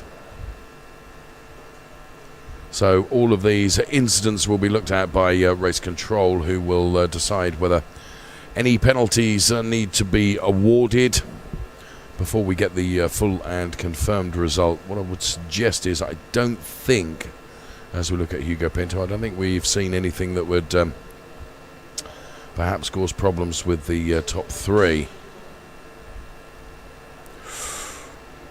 And that right in the front of another car. This is Lorenzo.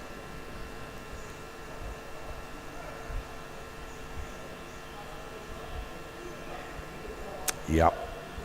And here is Ciro Zambra taking the checkered flag. Look at the delight as he throws his simulator from side to side.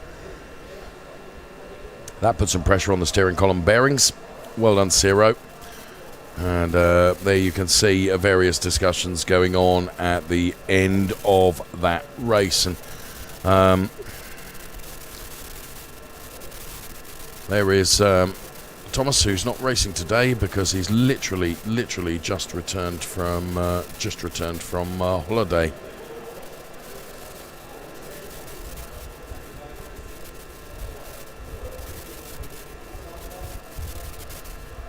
So looking at some of our drivers, here is our provisional podium. As we saw Tiziano Caponio there, but this is our provisional podium. These are not confirmed yet because race control are taking a look at everything.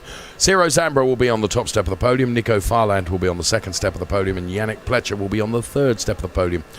That's how we anticipated, but it is only anticipated at the moment because race directors are taking a look at a number of incidents that went on. And here is Yannick Pletcher, who his racecraft across the course of the race was such that it was enjoyable to watch. And it was almost more enjoyable to watch Yannick Pletcher's facial expressions as well. As one moment he would smile and then he wouldn't smile. Yannick, good afternoon. Brilliant race. Well done, friend. P3 at the moment. Thank you. Yeah, at the moment, yeah, it's amazing. I don't know how I feel. It's such an amazing experience right now. It's crazy. So much emotions going on ahead of the race. So it was crazy, literally. It was really crazy. Well, you seem to be able to tame the craziness, Yannick, because, it was P3, P4, P4, P3. I mean, honestly, you got some really, really combative, aggressive drivers in and around you as well. And I said on air that, sometimes when you're right in the middle, when you're hunting, but being hunted at the same time. You've kind of got to defend and attack at the same time. Yannick, you seem to do that really, really well. I was really impressed with you. Thank you very much. I'm very thanks for that. It's crazy. Yeah, on the race I kept the focus and just drive, and at the end, yeah, it was a good result, but it maybe could be P2 because my failure at the second lap, I think. Yeah, there was. Yeah, it's so emotional right now. So much to think about, yes. My last question, so that you can get your emotions in check. You, of course, earlier on this season, you tasted the rich vein of success. And do you think, Yannick, that really has motivated you and made you hungry for yet more success? Yeah, definitely. I'm more. I smelled it, the podium. It was great, And I keep training, I keep racing and trying to be on the top with 0. And yeah, today it was very good, but I could be better at the end. But it was still a good result. Thank you. Well, that's very humble of you. Yes, it was very good, but as you say, you could still be better. And I'm really, really enjoying watching your talent mature. Yannick Pletcher, many congratulations. Thank you very much. I do hope that we'll be seeing you on the podium. I don't think you were involved in anything that would question that podium, but what the heck do I know? I am merely a voice. So well done, Yannick Pletcher. We anticipate Yannick will be P3 on the podium and gave us some fantastic racing, as did all the drivers. And something that Yannick was saying there that I really want to pick up on is that the emotions that are experienced as we look at Valentin Georgiev. That's how hard it is to work there inside those simulators. He is soaked from head to toe, is Valentin, and that is through sheer adrenaline and work, isn't it?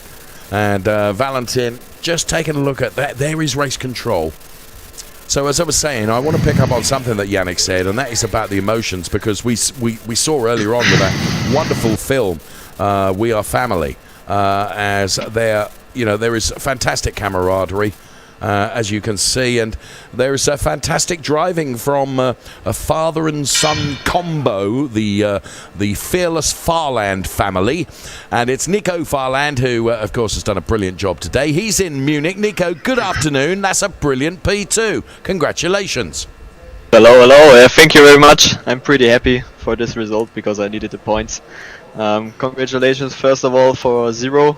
He did a great job. He was pretty fast. And first of all, good congratulations to Sinan. I think I'm pretty happy for him because in his knockout race he has a little bit mistakes from the other guys and driving to P4, P5 maybe, I think.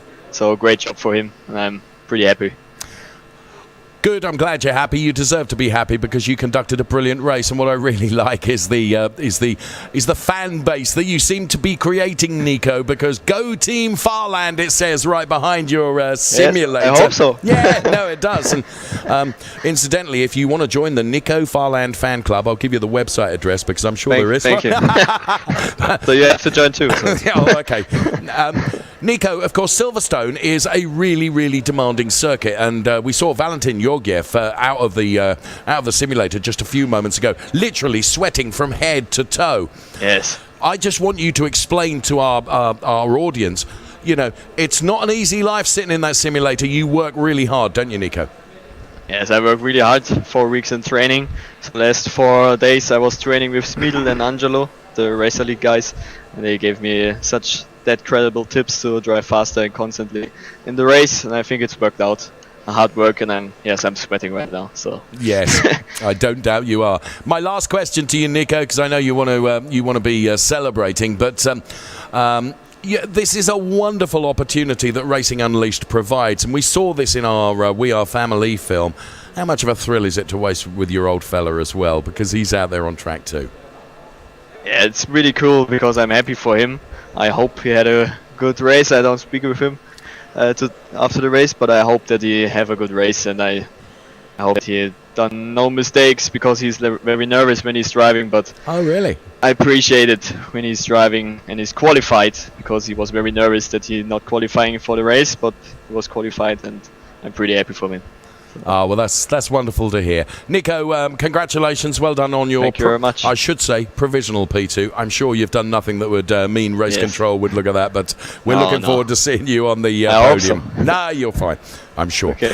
Nico Farland then, and here is, you could just see to the left-hand side of the picture, Carl Wendlinger, who is a big, hugely successful racing driver in his own right, of course, and they're just taking a look at absolutely everything that went on during the course of this race, and whether that will have anything to do with the results and whether there would be any alterations. We will see. I don't think there's anything that's going to affect the podium. And now it's time to go just up the road from where we're based to Zurich. And the diminutive young man that sits inside that simulator and literally threw it from side to side as he crossed the finish line. Many congratulations, Ciro Zambra. A brilliant race. Thank you. I'm really happy. Yeah. Oh. And the thing is, for me, Ciro, once you'd got your nose in front, it looked to me like almost every single lap was a quali lap. You built a very significant margin between yourself and P2. Was that your strategy? Yeah, at the start I tried my best to push, and to the end, the last few laps, I managed my pace and drove it to the end. Yeah. How, when you've done such a hard work during the race and you put yourself in P1, does it become even more nerve-wracking on the final few laps? You've not made any mistakes. What you don't want to do is make a mistake in the final few laps and ruin all your hard work. Does that really ramp the pressure up on you, Ciro? Yes, it does, but I saw the gap between me and Nico was about 6 seconds, so I clearly could manage my pace, and yeah. Well, Ciro Zambra, successful and a superstar that you are. We're looking forward to seeing you on the top step of the podium in Zurich. Subject, of course, to race control, but I don't think you did anything wrong. I think you will be the race winner. Well done, Ciro. Thank you so much. So he's based in our lounge in Zurich. There is Thomas, who normally races. But has literally just returned from holiday and didn't have a chance even to get into the simulator ahead of qualifying. So that's why he didn't compete today. But he will be back and competing because he absolutely loves it. And there you can see him in conversation with Joshua Hyder. And here you can see the camaraderie that we were talking about. There is Michael Farland, the very back of that picture, I think I can see there. And all the drivers there together. There's Yannick Schmidt, you can see with the golden locks atop his head. He's got a fine head of hair, as Yannick. Yannick, he's a young, fit guy as well, and worked really, really hard in the simulator. And all these guys take it so seriously. I was talking to Thomas earlier on about just how these guys train ahead of a race weekend to maximize their opportunity during the course of the race. And this camaraderie that we see as we see handshakes and hugs and fist bumps as well, it's lovely to see. We are responsible, if you will, for a fantastic family atmosphere here. And this is what it looks like here in Kemptal, as this is where race control is headquartered, if you will. And that's why you can see almost steam coming out of that pit perch there, as everyone is just looking at so many different things during the course of that race to make sure that the result is absolutely fair. And I have to say, they're a hard bunch, and they rule it with a rod of iron. But it makes it fair for everyone, and it's really, really good to see. And right in the middle of them is Carl Wendlinger. There's Yannick Pletcher with his extraordinarily bright footwear. And Yannick Pletcher, what a wonderful guy to watch, and obviously a really emerging racing talent as well. I wouldn't be at all surprised to see Yannick Pletcher. Hello, Yannick. I wouldn't be surprised to see him in the Racer League next year. And, of course, he was saying that the success he had earlier on this year has really driven him to take another podium place today. So we will see. Podiums, I suspect, are being readied, but it will only be on the order of these people in race control before we are absolutely determined and can bring you a confirmed result from our Challenger League race today at Silverstone. Let me remind you that tomorrow we will be with our Racer League drivers who will be competing, of course, on the same circuit. There are 3 leagues now in Racing Unleashed. There is the Fun League, which is like an introduction to this fantastic series, ahead of the Challenger League, and then the Racer League. And there you can see the discussions continuing after the race, and that's actually one of the focal points, if you will, that the social engagement once the race is over is always enjoyable as well, and new friends are made during the course of this, and that just reinforces what we were saying earlier on about the whole Racing Unleashed family is one big family. And yes, of course, hello Michael Farland, who's waving into the camera right now. Yeah, we love you too, and well done today. You didn't need to be nervous during your qualifying, and you didn't need to be nervous in your race. A really creditable performance, though I'm tempted to say the son done good, did he not? Nico, of course, we'll be seeing on the podium. So there we are, and you can just see Julian walking into the picture there, Matcha Stella Rosa. So all of our drivers then in the various lounges as we bring them all together in competition for Racing Unleashed, and those lounges situated here in Kemptal and, of course, in Zurich and Madrid and Munich and Calm as well. I've had the benefit and privilege of being in a number of the lounges. Our broadcast HQ is here in Kemptal, where we're made to be very, very welcome, and it's good to be here. But whichever lounge you're in, if you want to come and experience it, we would love you to, and you would be made extraordinarily welcome. And just come and have a go in one of these fantastic simulators. Tell them Dave sent you. And honestly, they will look after you really, really well, and you will thoroughly, thoroughly enjoy the experience.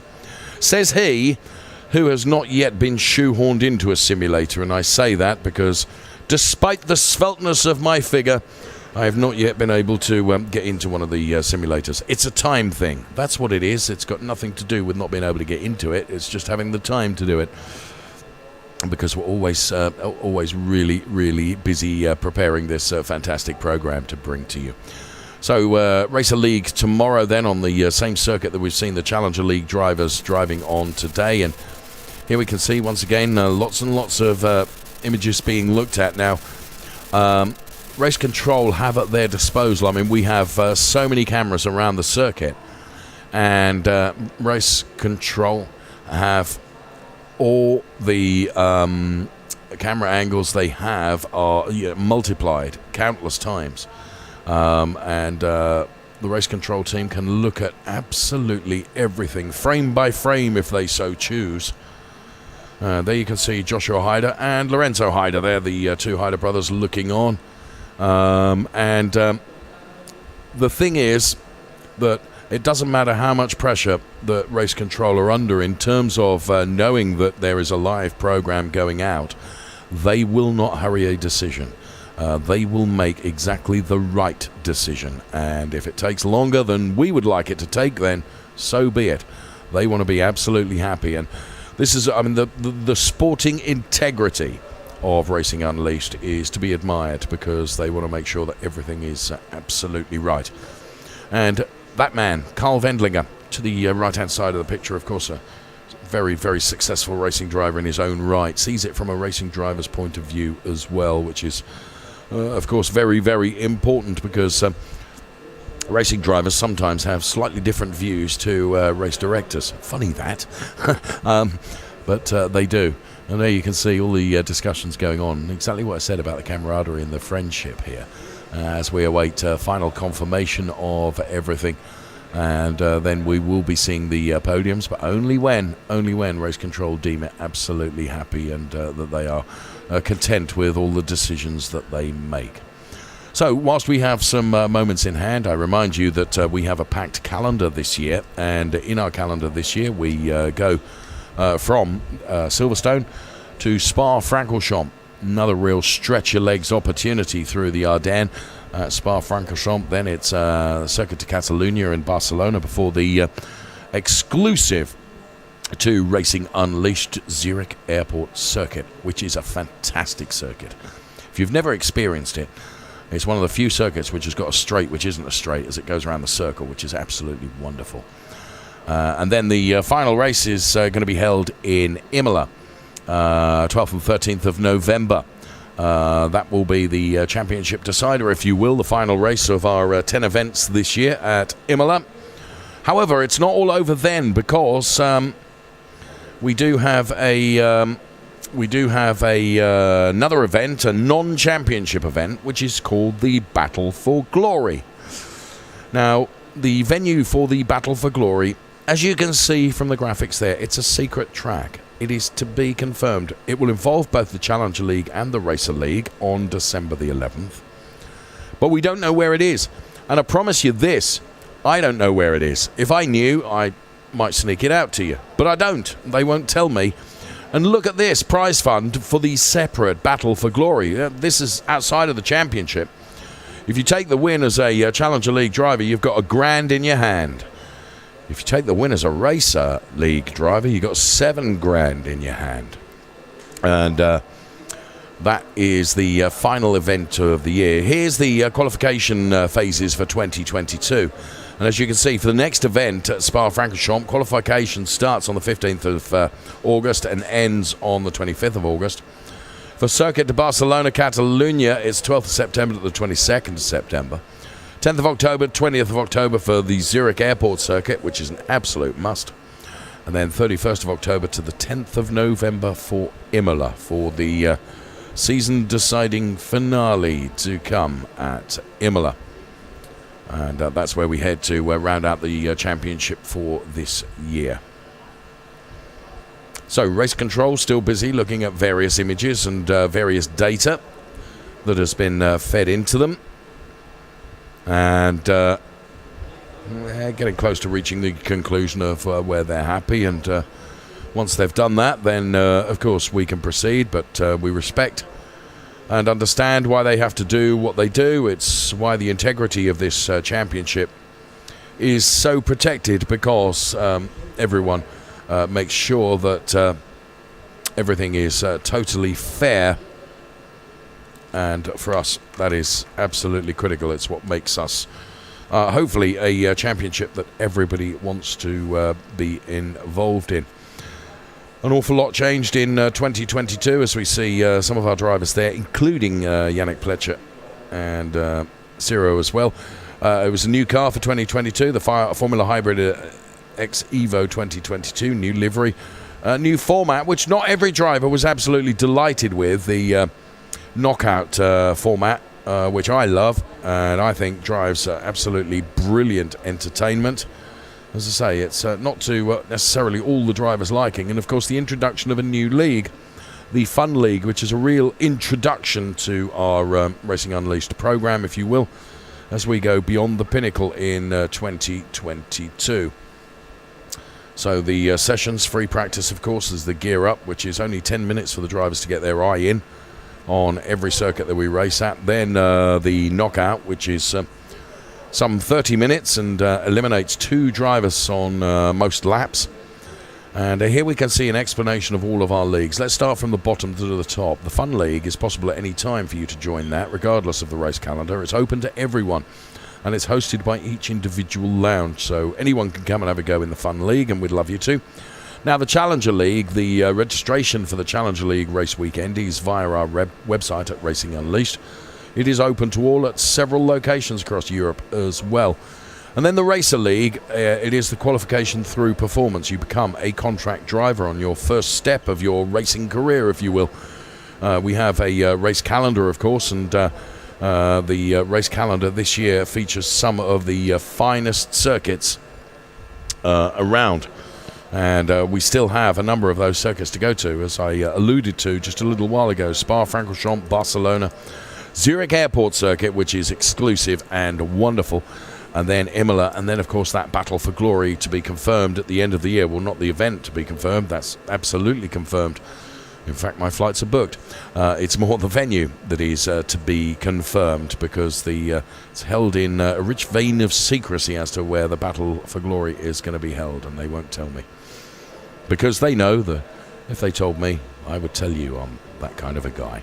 You can see on the one of the screens here as we look at race control, just above race control there, there's all the social media. Please follow us on all our social media channels. We would love you to do that, Racing Unleashed, because we want you to be part of our expanding and big family as well, because it's really important to us. It's a shared experience. The drivers perform, the drivers win big.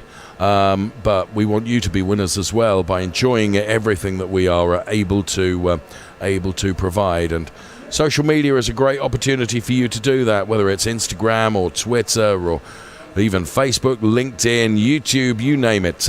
We're across the social. We are across the social media, all of the social media channels. Plenty of discussions going on there. I'd love to be a fly on the wall to hear what's going on there with some of our fantastic drivers who have done a great job for us today. And we are just awaiting confirmation. If you think I'm babbling on for no reason, it's not that I'm babbling on for no reason. I am awaiting confirmation from race control as to confirmed results for that, and indeed the podiums that we will be seeing in due course.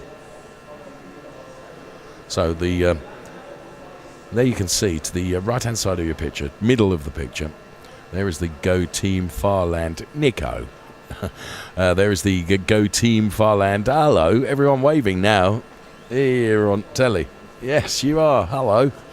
Michael Farland is there as well with the Go Team Farland banner, which I really like. I think that's fantastic, and more of that, please. As we really, really encourage supporters to come and watch the drivers at work as well. I think it adds to the whole ambience and atmosphere of this fantastic series. And the podium awaits right at the back of that lounge, as you could see.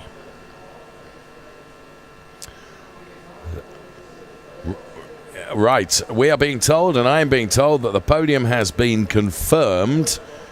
Now, I hope the podium is as we expected it to be. All I've heard is that a podium is confirmed. I hope it's the confirmation of what we think the podium is going to be. We just wait for that, and then we will be able to bring you our podium. So we can get on with our victory ceremony, and the drivers have been waiting around to enjoy the spoils of success, and they'll be jolly pleased to get on the podium. Of course they will. So we'll be getting that underway in just a couple of moments. We have to make sure and get the drivers in the right positions then, as we spin across all of our leagues here, and of course all the drivers, whichever lounge that they race in. Podiums, of course, always take place in their respective lounges, and podium is being readied here in Zurich. We can see that's the Zurich lounge, which I've had the privilege of being there, and very nice place it is as well. Here is Yannick Pletcher first of all. So this is P1 and 3, if I'm right. I think I am.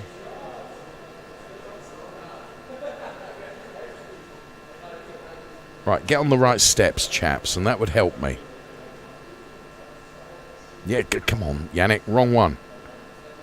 Yannick, left, Yannick. Thank you. Right, it is P1 and P3 that we can see here in Zurich being celebrated. Great photos being taken, great emotions being shown as well. And well done, our drivers at last get their medals on, and they will feel absolutely thrilled by that. And great camaraderie and friendship, as you can see, across the competitors here, and that is fantastic to see. And here we await the P2 driver Nico Farland to go up onto step 2 of the podium. Many congratulations, Nico. And here, be presented with your medal. Made of fine metal, you know. And a big thumbs up for Nico Farland then, P2. Team Farland, rules okay. And big congratulations being offered as well. That's great to see. So our podium's completed. So we have had a fantastic time with our Challenger League. Don't forget, we're going to be back here racing with the Racer League tomorrow. Hope you've enjoyed it as much as I have. What I want to do is say a big, big thank you to you for watching. Join us tomorrow. Goodbye for now. This is Racing Unleashed Beyond the Pinnacle. Hold on to your hats. We are on the grid. Who is going to be king of the late breakers? Excellent onboard shot. Michael Spiegel is throwing absolutely everything at this, including the kitchen sink.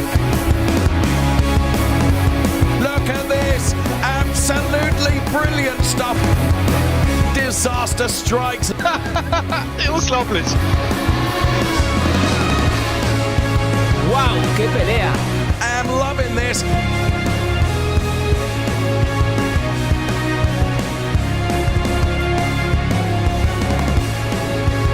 Take your hat off and give him a bow.